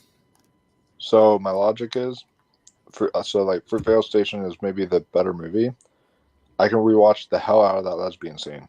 Cannot rewatch like the hell out of the police brutality scene in Fruitvale Station. No. Yeah, but you can't well, you don't really want to rewatch Schindler's List, but you'd probably vote for Schindler's List. Yeah. I probably would vote for that. Although at the same time, like the Blues Warmest Color actresses said that they were treated horrible on set. So like, really? So it makes you kind of like look at the movie as a little bit more of an icky light. Like he treated them like a porn star, and they were not happy about that. But like, you know what? Fuck it, I'll go for Fail Station. All right. Richie. I'll give some love to Blues the warmest color. Yeah. And Malcolm, it's down to you. Yeah, I haven't seen Blue is the warmest color. I've seen Fruitvale Station. I think it's a good movie. Just because I don't think I have a chance to watch a 3-hour movie with subtitles by Friday, I'm going to go Fruitvale Station. Yeah, that is pretty true. All right. Fruitvale Station.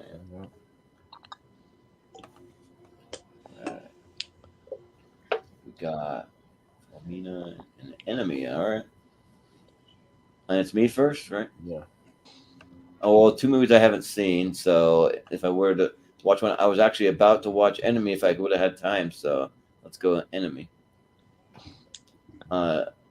Wolf. And then we all know the next one after that you would have watched is Philomena because Philomena. Nah, I'd probably pass on that, but Richie. No, you're gonna be disappointed in me, Wolf. Yeah, I like Enemy slightly better. So Enemy. Yeah, I can't be too disappointed because Enemy is really great. So. Yeah. Malcolm? Yeah, I still haven't seen Enemy, and I still really love Philomena. I'm going to go Philomena. Yeah. Well, Austin. I'm still falling asleep to that Philomena poster, so I'm going Enemy. Yeah, same. It was like my grandparents talking to each other right there. But hey, the poster doesn't make a movie good or bad. Okay. No, I walked by that in the theater and I'm like, yeah, no, I'll never watch that. It's like that. That looks like you could put a different title on that. You could say the best exotic marigold hotel, and I'd buy that. That's the poster for it. Yeah, right. Same here. I'd be the same way. Yep. You mean that? Next up, got the to-do list. I forget movie 43. There you go. I got that. Oh, come on. Oh God, no. Seriously, it went through. Yard. You know what? Fuck it. Fuck this. No, that is ridiculous. It's just so emotionally about movie. Why are you so emotionally invested? Just vote. Yeah. The to-do list. Fuck. Yeah. Yeah. Richie? Movie 43. Oh. Malcolm? Yeah, one of these movies is apparently very forgettable if I have seen it and logged on Letterboxd but don't remember seeing it. Movie 43 is memorable. You can't say it's not. I'm going to go movie 43. Might have been an accident that you had it on there. I don't know. I mean, it had stars. I logged it and rated it. Okay. Well, Austin? Which one have I seen multiple times and I enjoy? Movie 43. Oh my fucking God. Y'all are fucking. Aren't you guys Aubrey Plaza fans though? Like in any way? It's not her best movie, like by a long shot at all. It's not her best movie, but okay. it's much better stuff Okay. nowadays. 10 years later. Tell me this. Yeah. Tell me this. Is movie Why 43? are you guys getting so upset about it? It's not going to win the whole thing. Is movie 43 Hugh Jackman's best movie? No. He's really funny in it though. He's doing good physical comedy in it. Movie 43, anybody's best movie. Anybody. Yeah. Is movie 43 any Does of the it cast's need to best be anybody's best movie? No. But Why does that it was have your to be- That was your argument with the to-do list. You were like, it's not Aubrey Plaza's best movie. So It's a what? forgettable fucking movie. Movie 43 is not forgettable. It's not forgettable. And like if you like, I don't know. I think that's fun. Yeah, it's not forgettable because it's forever. I've seen seared to-do I list didn't one forget time. it. I guess I've seen movie I guess. 43 4 or 5 times. I think it's pretty damn funny. Yeah. Why would you subject yourself to that kind of torture? It's like not torture if you like it. Yeah. Damn. I do not get y'all at all. Okay. I mean, there's some movies that you like, Jordan, that we could say the same thing to you about. Yeah. Yeah, that is true. I Okay, mean, you just said you like realize- Dickie Roberts' Child Star or whatever the fuck. Yeah, Like, yes, that's that's awful. Well, I'll defend it. I mean, I'll just say Or- like it doesn't or- belong or in is the it- worst movies ever. Or the made other one, was category. it Bucky Larson? Bucky Larson, yeah, and all that shit. Like, Yeah. what the fuck? Yeah, like those movies are shit. Yeah. You realize that like the poll is going to look like I don't everyone care is what it is, eh? There's no going to poll. There's no fucking- poll yet. He's just made the championship. Doesn't mean it's gonna win. Yeah, No, the but like championship no, will I'm, look I'm weird. saying for like the poll that you make for tomorrow. You know, No, something there's like no this. poll for tomorrow. We don't do polls. Yeah. We poll for tomorrow. 2s and 3s. Yeah, we won't have one until the championship, but No, it just literally means these are the 16 that make it to the third part or whatever. That's Yeah. the 32. There's no Oh, poll okay. until we get to 43 that. down And for we have whatever an elite reason. eight from that. But no, it's just it doesn't make it into the championship though. Yes. yeah. That's the part that everyone's gonna be like, what the hell is movie Yeah. 43 doing in the championship? They're gonna Yeah, do but that to for, be like, a fair, few had movies. the movie 43 had an easy path. Yeah, to had that an easy point. path to it. Yeah. Yeah. And it'll end up being movie 43 versus Bad Milo in the championship. All right. Anyway, we've got Rush versus Lone Yeah. Survivor. Yeah. This is tough. This is more tough. This is a tougher one. Yeah, yeah. Who's up first? Richie. See, of course it is a tough one. I really like Lone Survivor. I like Peter Berg. I like the team up, the Peter Berg's team up with Mark Wahlberg for the most part, except for Mall 22. Berg. I like Berg. It always makes you want to say that from Seinfeld. But yeah, I'm gonna go Rush. Yeah, Malcolm. Yeah, I haven't seen Lone Survivor, but I do really like Rush and want to get more people a chance to see it. So Rush. Yeah. Austin. Yeah, no, these are both good movies, but yeah, I really like Rush as well. I'm gonna go Rush. Yeah, I mean, I've never seen Rush, but Lone Survivor, you forget that it has like Ben Foster in there, Emil Hirsch, and Taylor Kitsch, Eric Bana. Like, it's got some decent people in there. So, and I haven't seen Rush yet, so I'll vote Lone Survivor. Wolf. Oh man, this is hard. This is actually maybe to me so far the hardest matchup, just because I feel like these movies are kind of like even with each other as far as like how much I like them and such. Damn, this is really tough. I think the film that like I didn't see Rush in theaters. I wish I did. Oh my god, do I wish I did. But I did see Lone Survivor in theaters, and the sound design, like especially the scene when they're like falling on those rocks off the and you hear like every single bone crunch, and it's just down the hill and all that. Yeah, god, that scene is just that's seared in my brain, and this movie just really affected me in the theater. So I'm gonna go Lone Survivor. So I think it's still Rush, right? Rush, yeah. Jordan, that's one you should watch. It's really fucking good. Like Daniel Bruhl, you know, you like him as Zemo or whatever, but he's a real asshole. Like I really like Daniel. He's great, and he plays a real life guy. It's really good, and Hemsworth's good. If you want to see Hemsworth do something different, like they're Daniel Bruhl was also good in what's the freaking war movie that came out last year? All Quiet on the Western Front. Yeah, All Quiet on the Western Front. Yeah, he's also really good in this movie that he did with Emma Watson called Club Colombiana. He's really good in that movie. Oh, nice. I'll have to check that out. Yeah. All right. But tell us. Club in 42. Huh? Malcolm? Yeah. Yeah. I mean, I mean, Dallas Buyers Club is a good movie. But just because I think 42 is one that doesn't get a lot of love, and I think should have been nominated at the Oscars, I'm gonna go 42. Yeah. Austin. I'll go Dallas Buyers Club. Yeah. Sarah, I didn't realize your comment. White House Down was awesome. It's one of my favorite movies. Sorry. Oh my god. Don't forget. Red flag. No, you two will get along very well. Guys, I mean, I forget, sort of this is the same. This is the same person that wanted a freaking hemorrhoid demon in their ass. So, that's before she even knew what it was. But yeah. I mean, to be fair, she said she wanted Milo, which is a drink. Right. She did be so bad Milo. It's a sweet tea. I mean, come on. Yeah, but I'm gonna vote for movie 42. So I've never seen Dallas Buyers Club, but Wolf. That was really. I'm gonna say. Dallas Buyers Club. Yeah. Richie. Dallas Buyers Club. Yeah. Dallas Buyers Club was on. So it's Dallas. Okay, Dallas Buyers Club. Quick question for the panel: is Flashdance a good movie? I haven't really seen it. I just know that you know the soundtrack of the Maniac thing. Yeah. Has anybody seen it? Is it any good? You have to watch it for something? No, it's going to be in theaters this week for like a 40th anniversary. Is it any worth seeing? Because sometimes if these older movies, if I can see them in a theater, I like to see them in a theater. Well, what are the reviews? Are the reviews good? Well, I don't know. It's fucking 40 year. I mean, who knows? I don't know if it's like a chick movie or a fucking whatever movie. It's like Dirty Dancing.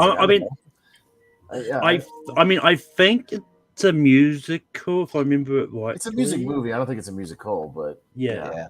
Well, I don't know. I almost went and saw it. They just recently showed the extended version of Return of the King in theaters. I wanted to see it, but that's 4.5 hours in the theater. I'm like, I don't know about that. But I saw that at my local dollar theater because they released that at like in the theaters, the extended versions, and that was amazing. I probably would have seen it if I would have had time. I just ran out of time because for that I would sit 4.5 hours. Yeah. All right, Hugh Jackman match. Prisoners, Wolverine. Yeah. Yeah. Prisoners. Is it Mark? Who is it? No, I was first. Yeah, it's Prisoners. Yeah, Austin just said Prisoners. Yeah. Oh, okay. Oh, okay. Yeah, like I actually do really like the Wolverine because I think it's really cool that he goes to like Japan and fights like samurais and stuff. But I got to go Prisoners. I think that movie's better. Wolf.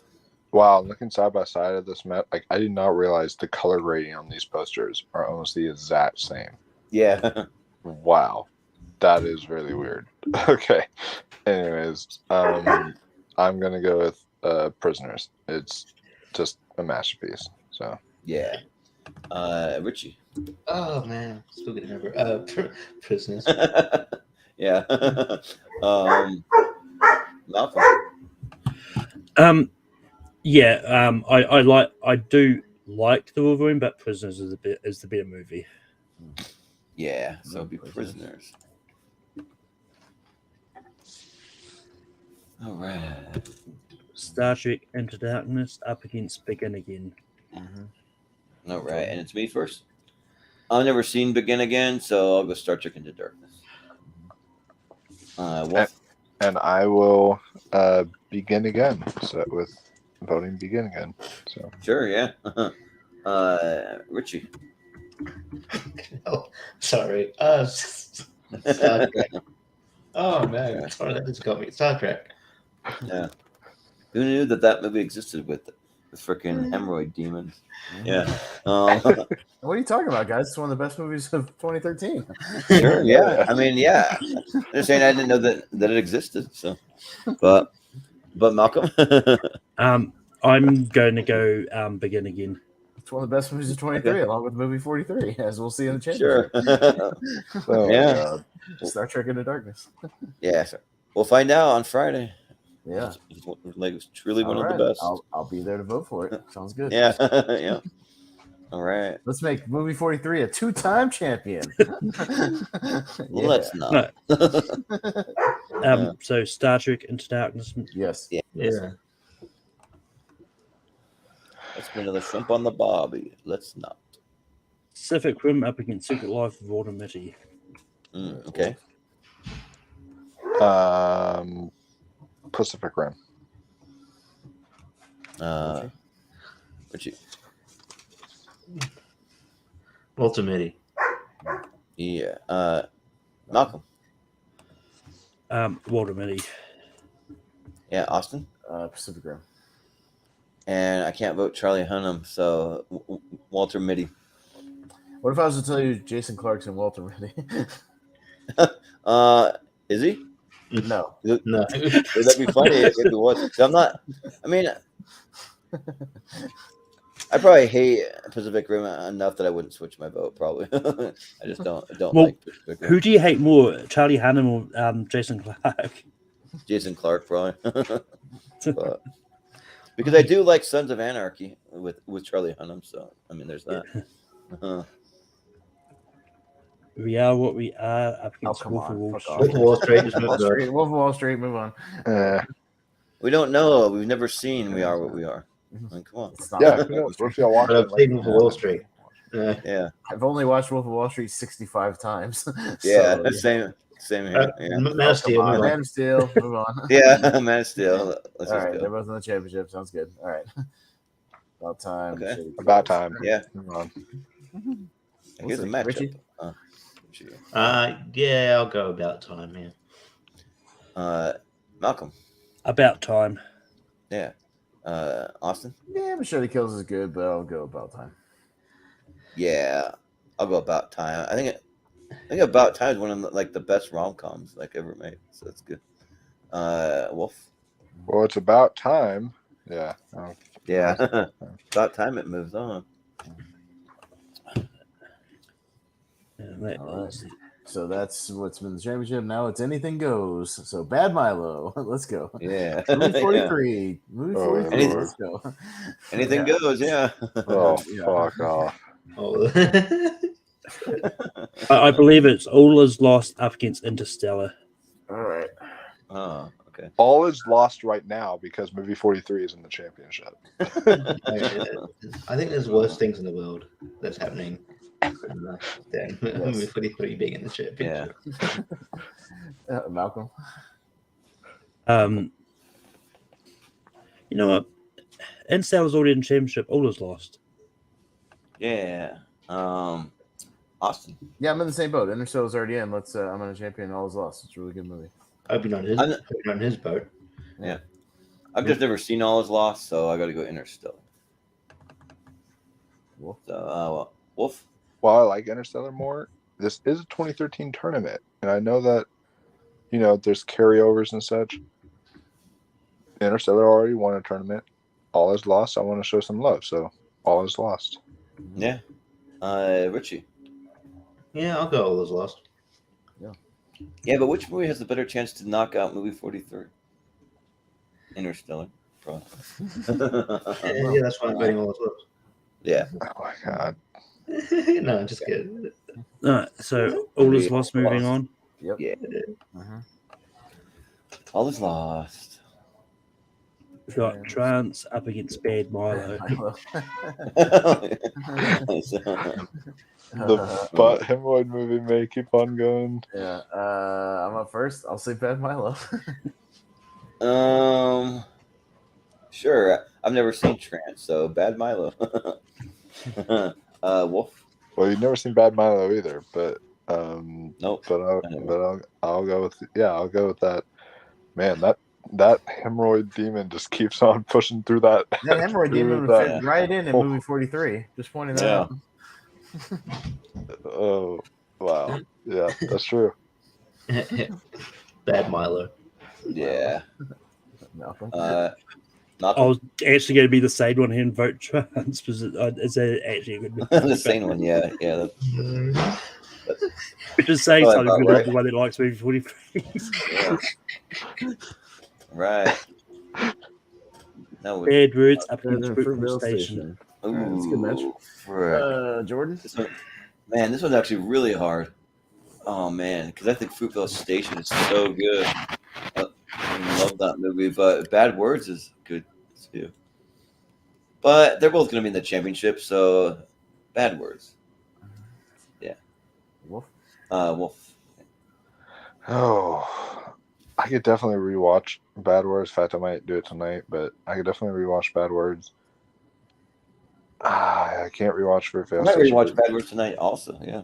But you know what? I can but Fruitvale Station, even though I'm never gonna rewatch it again, it's just such a powerful movie that still is stuck with me. So Fruitvale Station, for me personally. Yeah. Richie. Fruitvale Station's already in the championship, so I'll go Bad Words. Yeah. Malcolm. Yeah, I'm going to go Bad Words. Yeah. Austin. Bad Words. Bad Words it is. Which is the type of words I'll have if movie 43 moves on. Well, get ready. Enemy up against movie 43. Wolfman? And you are all going to be my enemy if movie 43 loses a smash up. Loses a matchup. All right. You say even if I mean, if it wins it. If it wins no, it. he said if it loses, so I'll make sure it doesn't happen. Yeah. All right. Damn it. Richie. Movie 43. Yeah. Malcolm. I haven't seen Enemies, so movie 43. Fuck off, guys. Austin. Which one have I seen more and done a show with Malcolm about? Movie 43. Yeah, but it was like a spoof kind of show or whatever. It wasn't a spoof. We were serious. No, it's for April Fool's Day. No, we just switched the topic and then we were serious. Yeah. Yeah. I can't remember what I called the topic at first, but then we switched it. Yeah. Switched it? Yeah. Well, I've seen movie 43, so let's As go. you can see, I got this beer, Austin, because I need a drink after just seeing what was going on. You gotta drive Wolf to drink. Yeah. We already did that Way to last go, night. guys. We drank enough last night. Yeah. Got Rush up against Dallas Buyers Club. Ooh. Richie. Rush. Malcolm. Yeah, I'm going to continue going for the underdog here, Rush. Yeah. Austin? Yeah, I genuinely really like Rush. I want to champion that movie. Rush. And it's like, this is like half of these are movies I've never seen, so I haven't seen either one. Let's go Rush. Wolf? I would have gone Dallas Buyers Club. Yeah. Well, it would be a Rush. Richie? Or yeah, Richie voted first. Yeah. But Rush. Rush is on Netflix, by the way, if you want to watch it. Someone's got an open music box playing some music. Prisoners? And Shawshank Into Darkness. Probably the music for movie 43 or some shit. That's like for me. Malcolm? Yeah. It's actually tough for me. I'm going to go Prisoners. Yeah. Austin? Prisoners. Yeah, I'm also going to go Prisoners. Wolf? Yeah, I'm going Prisoners as well. Yeah. And Richie? Prisoners. Yeah, clean sweep. Prisoners. Oh, yeah. I think the next match is Awesome. going to be tough, if I remember right. Or it might be one after this. Okay. Ooh, Walter Mitty and no, I thought it was going to be something else. Yeah. All right, I'm up first. Wolf of Wall Street. Yeah, like I really like Walter Mitty, but Wolf of Wall Street is so good. So yeah. Wolf. What would the Wolfman be doing here if I didn't vote for Wolf of Wall Street? Yeah. So Wolf of Wall Street. Yeah. And yeah. Richie. Wolf of Wall Street. Yeah. Malcolm. Yeah, just by a really slight here, Wolf of Wall Street. Yeah. There you go. Wolf of Wall Street. Another clean sweep. Just keep them coming. No, I have to say, I do really like that poster I found for it. Yeah. It is cool. Yeah, I've never seen that poster before. Yeah. Man of Steel up against About Time. Jordan. I gotta go Man of Steel. Yeah. Wolf. One of the top 10 greatest comic book movies ever made, and the most underrated comic book movie ever made. Man of Steel. Yeah. About time. Yeah. They do have superpowers. They can time travel. Yeah. Man of Steel. Yeah. Malcolm. Yeah, I mean, I like Man of Steel, but I really love About Time, so I'm going to go About Time. Yeah. And awesome. Man of Steel, one of my favorite comic movies ever. Yeah. Yeah, Man of Steel. Bring back the Snyderverse. Bring it back. Let's do it. All right. All right. That's it. We got All Is Lost and Bad Milo. Bad Milo. All right. Oh, wow. So, All Is Lost without my hemorrhoid. yeah. No, all is lost when you have hemorrhoids. And yeah. Oh, God. From what I've heard, like Jim Jeffries, he'll talk about what is hemorrhoids all the time. Oh, then that sounds painful. Yeah. but Wolf, you're up first. You know what? I wanted to see if the trend continues. I'm going to say Bad Milo, since this is like a fuck it. Since we've already decided the championship, and this is like a fuck it type of. But you don't want to get fuck it when it's movie 23. Well, Richie. Nah, good. You know what? I'll go All Is Lost here. Yeah. Malcolm. just because I'm definitely going to watch All Is Lost by Friday. I don't know if I'll have time to get to bed Milo. I'm going to go All Is Lost. Yeah. Oh, yeah. I'm awesome. I genuinely like All Is Lost. It's one of my favorites on this list. All Is Lost. Yeah. this one's like a coin flip for me because I haven't seen either one. There's all these movies I haven't seen that they're making it this far. So I'll go All Is Lost. Yeah. I'm a Robert Redford fan. Right. Oh, whoops, sorry. I did not mean to do that. Hello, Gordon. Let me get it back to where we were. It's one of these layouts. What the frick? Where's the... They like changed this up. I did not mean to even click that. Whoops. There you go. They like changed the format of some of these. But we've got Bad Words up against movie 43. Ooh. All right, Richie. All right. You happy? I'm going to vote against movie 43, but it's in the championship, so you want to watch out. Bad Words. Yeah. Malcolm. You know what? I'm just because I know where this is going to go. Movie 43. Good thing Jacob Barber isn't here. Austin, yeah. Yeah, movie 43. Well, I think we're gonna be in luck because I'm gonna vote Bad Words, and I think I know what's gonna happen. Wolf. See, Richie, you could have been the one person that could have gotten movie 43 to move on, and now They came to its senses, so that's good. So Bad Words. You've come to your senses. Bad Words. Boom. Movie 43 is in the championship. It's in the championship. It'll have another opportunity. I will be giving a bunch of Bad Words to Austin and Malcolm, but Richie, you have gained my trust. Hey, me and Malcolm and probably Richie will be on the championship episode, so be careful what you wish for. Yeah. Careful. Well, you don't have to be on the championship. I can have some power with that. No. Oh, you don't want your co-host? Okay, I'll go to sleep that night. I mean, I was about to say, if you're afraid of me not to be there, you'll need something to run the back. Guarantee me you won't vote movie 43. Then I want you. Depending on what it's up against, like. Yeah. No, I'm just kidding. Rush versus Prisoners. Malcolm. Yeah. Rush versus Prisoners.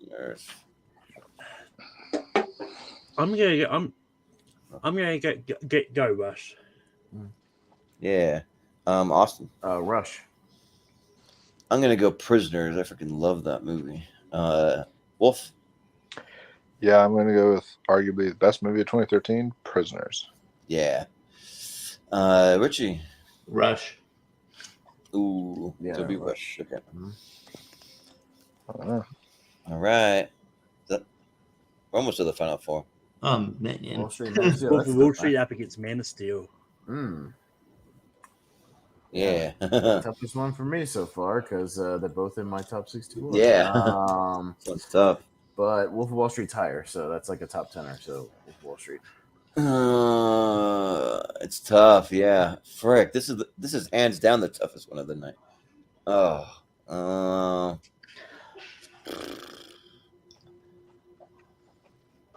You know what? I think I'm gonna show some love for Man of Steel. Let's go Man of Steel. Wolf. This is like probably the toughest one of the match, or toughest one of the night. But you know, if I remember correctly, y'all have had a lot of tournaments, so I could be wrong. But if I remember correctly, Wolf of Wall Street, I think, has won a tournament. No, it hasn't. Both of them haven't. Oh, no, really? Okay, I don't think so. Yeah, interesting. Either one. But we see Wolf of Wall Street on a lot of these tournaments. Yeah. At least. You do see it a lot. Because we do see it a lot on this, I do want to show some love to like one of the best comic book movies ever made, Man of Steel. So yeah, why not? I'll say Man of Steel. Yeah. Richie. Wolf of Wall Street.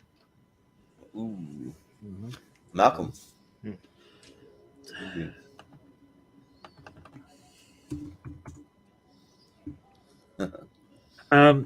Yeah, I like both of these. I'm going to go Man of Steel. Ooh, Man of Steel. We will not see a Wolf of Wall Street. We could see Man of Steel. I mean, they're both in the championship. But Wolf of Wall Street always a chance to win. Yeah. So. Because that's one that's literally like a coin flip. Like come Friday, I could could have the same matchup and vote Wolf of Wall Street. Like, Well, honestly, that's why I put it in my tagline tonight. I just want either one of these two to finally win. Yeah, right. Yeah. So Wolf of Wall Street will get another chance to championship. I think it deserves to win at least once. Yeah, I know it's been in there a lot, but it's for a reason. It's great. Yeah, I mean, there's a lot of movies that have appeared lots in tournament fights, but never won. Because I think Endgame finally won one, just like tournament ago. Same with Terminator 2. And we'd seen it a million times, but it didn't win one until Richie's thing. Yeah. Yeah. Yeah, it took a long time. So. I forgot. I can't watch Bad Words. I'm going to watch Midsommar before I go see Beau's Afraid. So I'm doing that tonight. Jordan, Bad Words, All Is Lost. This one's pretty easy. Bad Words. I haven't seen All Is Lost. Wolf? Do you have the 3-hour extended cut of Midsommar like I do? Cause no, but I could probably track it down somewhere. It's on the A24 shop. Know that you can. I know that's where you can buy it, but I don't know if you can actually watch it. You can't stream it anywhere. Yeah. No. Maybe I could pirate it. We'll see. but Wolf. I will go All Is Lost. Richie. I'll go Bad Word. Yeah. Malcolm. The Director's Cut of Midsummer was streaming for me at one point.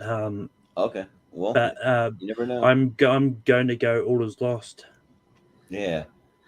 Austin. All Is Lost. Yeah. Then you go first. I thought.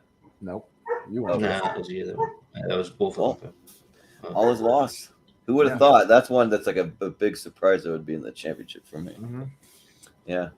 Like we got Rush and Man of Steel, so I think you say that, but you haven't seen it, Jordan. So no, but like a movie with only one actor in the whole thing, that kind of surprises me that it would. But I mean, there's another one that coming up where there's basically one actor with a lot of voiceovers that will be in part 2. That long. Look at Locke. That's essentially pretty much just Tom Hardy in a car. Yeah, it is. Yeah, and that movie. I mean, you could argue this is 2, but basically a movie with one actor in it. That's one thing. It's 2 basically, but still, Yeah, I'm not knocking it. I'm just saying that, I'm just. I'm just surprised. Castaway, Moon. I mean, there's movies where it's basically just one person. Oh yeah. Speaking of her, rank him. Joaquin Phoenix, top 12. Yeah. There's blood. Like all those are really good movies. Like every single one of those. So. All right. But for Rush and Man of Steel, Wolf. I think it's Wolf. Wolf. Yeah. Yeah, I want to see Man of Steel win a tournament too. So Man of Steel. Yeah. Richie. Yeah, I'm glad Rush made it this far. It's a very, very good movie. Check it out. And I'm glad it's glad it's in the championship. If I'm on that thing, I'll try and make it go far. But yeah, maybe it's Man of Steel's time, so I'll go Man of Steel. Yeah, I'll watch Rush. I mean, I gotta watch movies for tomorrow's episode, but I'll watch Rush on Thursday to prep for this. So yeah. But Malcolm. Yeah, I mean, I love Man of Steel, but ironically, I actually Rush was one of the ones I really wanted to win, so I'm going to go Rush. Yeah. Austin. I'm the same as Richie. I like it as well. I've championed it this far too. I think it's really great, and people should check it out. But Man of Steel's an all-timer for me, so yeah, Man of Steel. Yeah, I agree. Man of Steel is an all-timer. I think it's probably my favorite DC movie, the actual, from the DC EU, I'll say that. So yeah, I'll go Man of Steel. All right, Man of Steel and All Is Lost. Yeah. It actually might be the best DC movie. I don't know. I have to think about it. Yeah, I mean, I'm trying to think if there's anything that I might like more. Maybe the Batman. That's the only thing. If V for Vendetta counts. Well, I mean, Dark Knight's a DC movie, and so is Batman Begins. Yeah, true. Those ones also. Yeah. I mean, I'd say Man of Steel is arguably the better DC EU movie. But it's hands down the best Superman movie ever made. Mm-hmm. Oh yeah. All right, we got Man of Steel. Yeah, versus All Is Lost. Yeah, Man of Steel. See what it is. Malcolm. Yeah. Look, I'm glad all is lost made it this far. And I just haven't seen it. I'm going to vote Man of Steel here. Yeah. Austin. Yeah, I'm really happy about All Is Lost finally getting some love on here because I do really enjoy it and I recommend it. But yeah, Man of Steel. Yep, I've never seen All Is Lost, so I guess I got that. That'll be another one I'm gonna try to watch. We'll see how much time because I'm also going to stick up on movies in theaters on Thursday, so we'll see. But I'll try. But yeah, I'm gonna vote Man of Steel. Wolf. Well, I don't know about All Being Is Lost, but I can tell you all is restored for the Snyderverse and Man of Steel because yeah, he is finally winning. Yep, there you go, Man of Steel. Yeah, got one. Finally, a Zack Snyder movie wins, which is very we got one for Zack Snyder. Let's go. Yay. Yeah. Yes. Wolf, I've tried to get Zack Snyder to win for the Dawn of the Dead 2004. That I think is really good, but it's never made it super far either. So that's never gonna happen, probably. I've never got the hate for Zack Snyder because like people say that he doesn't know how to write, but I don't know. I think he's awesome. Well, I like him. So. See, I think. I mean, yeah, no. I think the big argument for not able to write, I think a lot of people argue that he's not able to write woman good. I think it's, people do say that he can write. Yeah, because the only one I don't like from Zack Snyder is Sucker Punch. I think that one's like, but everything else. It's a beautiful movie to look at. If you just turn the sound off and you just watch the visuals, like it's amazing to look at. Well, and I was going to say, Jordan, real quick before we do plugs, Man of Steel is our 100th unique movie to win the tournament. There you go. Movie number 100. Yeah. We got 100, so we just got to get 28 more. 28 more, and we'll have enough for a 3-part previous winners tournament. Yeah. So what we can do is that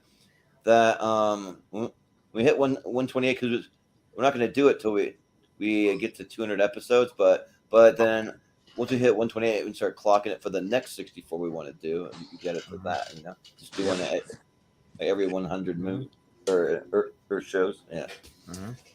Yeah. So cool. Yeah, but that was a fun time. So I'm looking forward to what else we have. Like I kind of like just doing one of these in 1 week, but not 3 days in a row because that's a little much for us to handle on the channel. So we got them spaced out a little bit. So part 2 will be Wednesday. So yeah, looking forward to that. So we'll do some plugs real quick. We'll start with Wolfman. Where can we find you? You can find me on my YouTube channel, Mega Movies. The other day I just had Austin on. We did our monthly mistake number 7, doing a drinking game to Piranha 3D. Yeah. So that was fun. And then I was listening to the rave song all the way in my car to and from work today. The one, dude, it's so good. It's like Benny something or whatever. I finally found what it was online, and it's a banger. It's great. Benny Benassi or something like that. Yeah. It's a Bring the Pain remix. He's a pretty good DJ. Yeah, that's such a that beat definitely slaps. But next month will be we decide we're gonna do either Caravan of Courage or the holiday special. I gotta find which one has a drinking game. There might be more of a drinking game for the holiday special. We'll have to see. I gotta see if there's a drinking game for Caravan. But, although the Wilford Brimley stuff, he's in the Caravan of Courage, right? Well, I think the other one is Caravan of Courage. I think is easy to find because it's on Disney Plus. Holiday special is not easy to. Yeah, find. You'd have to watch a YouTube version with the commercials included from the original one. Yeah, because I think George Lucas really is trying to bury that holiday special. Yeah, it's not officially available anywhere. Yeah, but cool. And I should also mention too that it might be this weekend. We're gonna kind of do a 2-parter celebration, but we just reached 1K, so we're gonna start doing our 1K special, subscribers celebration for you guys. So, look forward to that. Nice. Well, so I found something after doing a little research. So, in order to get monetized, you need 1,000 subscribers, and you need I think it's 4,000 watch hours. And I just discovered that. Yeah, and so I realized we've had over 6,000 watch hours, but the thing is, you have to have 4,000 watch out in a 1 year period, which is really weird. In a 1 year period. I was about to say that's not that hard with how long the tournament fights go for half the time. Yeah, right. So we have. So wait, is that like you have to watch that many, or people have to watch yours? No, people have to channel. Generally, some of the channel. Yeah, so in the last 365 days, we've had a little over 3,000 views, so we're getting close. Like we're almost there. So yeah, but Richie, where can we find you? Well, a bit of a behind the scenes to tell the strip. We were going to do an episode on Piranha 3D, but then over here on Tubi, they fucking took it off when we spun it. It's on HBO Max now over here. And that's like, we spun it. This is gonna be great too. Great podcast fodder. They took it off. God damn. But you're speaking on the podcast to do, but podcast with Robert Cameron, my friend Robert Cameron, telling streaming. The next episode that go up is called Hideout in the Sun. It's a weird 1960s movie where these two guys do a bank heist and try to kidnap this woman to use as a getaway vehicle, and then accidentally hide out in a exclusive club, which turns out to be a nudist camp. And there's a lot of boobs. I don't know why we choose movies with a lot of boobs. It's not intentional. We just have a lot of boobs. And then when we did Thanksgivings, it was like the first couple of seconds. Oh, it is. Okay, cool. Yeah. We were drinking immediately in that movie when we did. That still holds the record for the most beers. I think we did. I think I had 7 that night. It was really bad. I did too. An hour and a half. That was not good. Like to where we were exhausted from drinking. Like it wasn't so much that it was just like exhaustion trying to drink that much that quickly. It's like the movie's only like it's only it's barely an hour. It's an hour and 6 minutes. And we drank 7 beers in an hour and 6 minutes. It's really bad. Really bad. That's a beer every 10 minutes. It's horrible. I think I can drink 7 of anything in that amount of time. The next movie we're watching, I feel it might be the most horrendous one we're going to watch yet, but we'll see what happens. It's a movie called FART the movie, and I was looking at the cast list. It's from 1991. Look at the cast list, and I thought I was seeing things. No, it has a 4-year-old Kesha in it. Really? The singer Kesha is in this fucking movie. Don't know. Wow. So so that's going to be bugging, but so that'll be fun.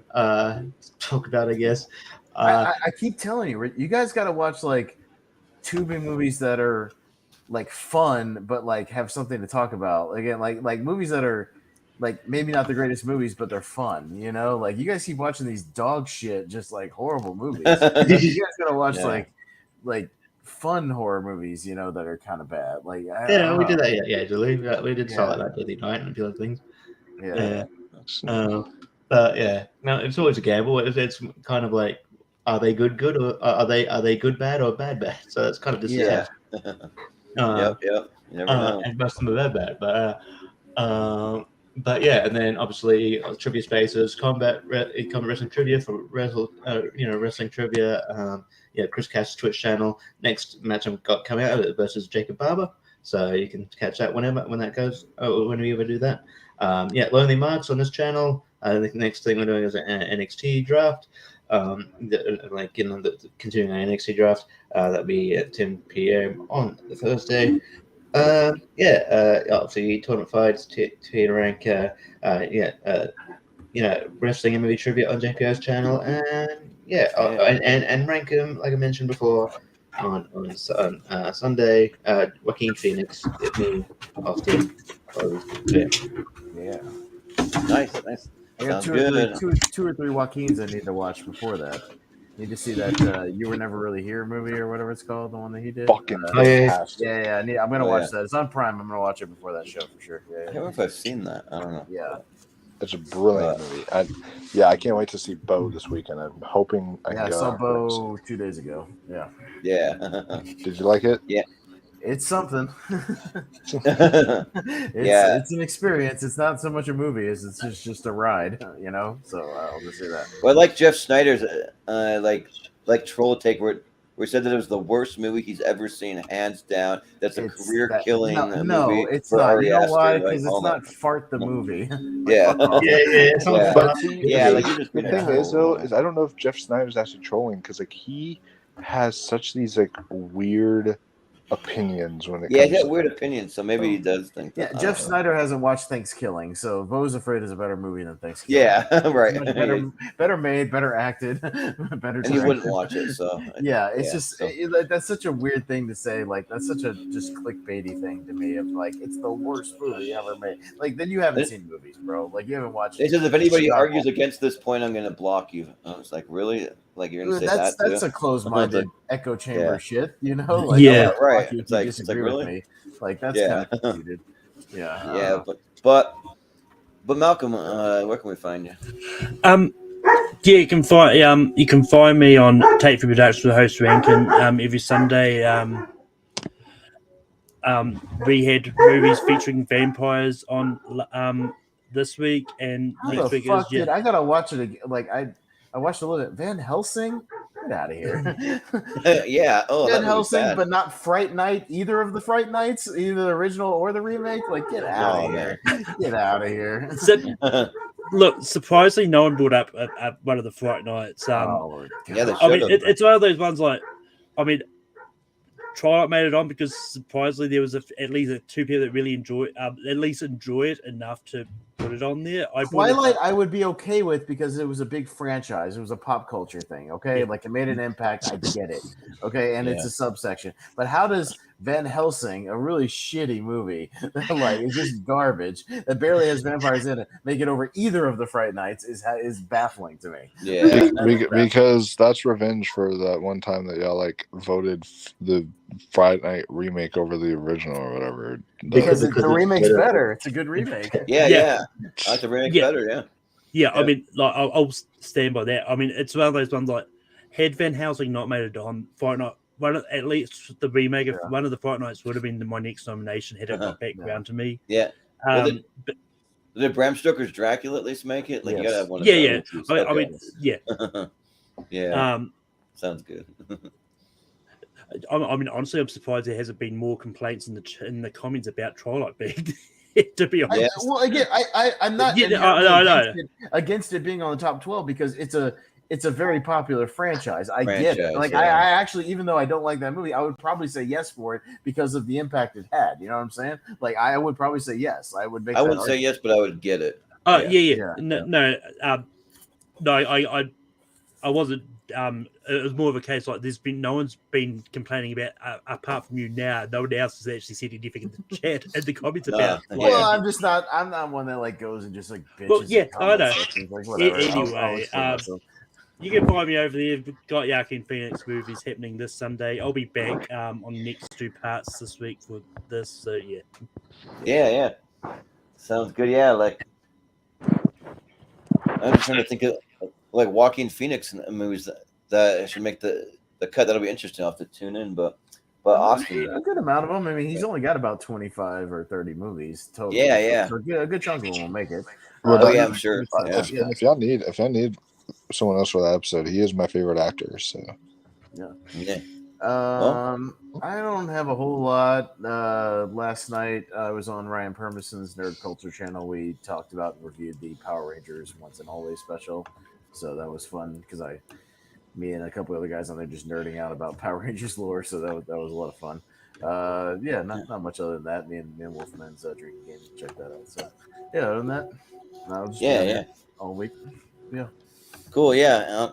You can find us on all the socials at Movie Hero 2121 on Twitter and Instagram. You can find quite a bit on my personal Instagram at Movie Hero 83616. There will not be a poll for this episode, but there'll be a poll probably this weekend sometime. That once we get to the championship on Friday, so you can see our Elite Eight for the whole year.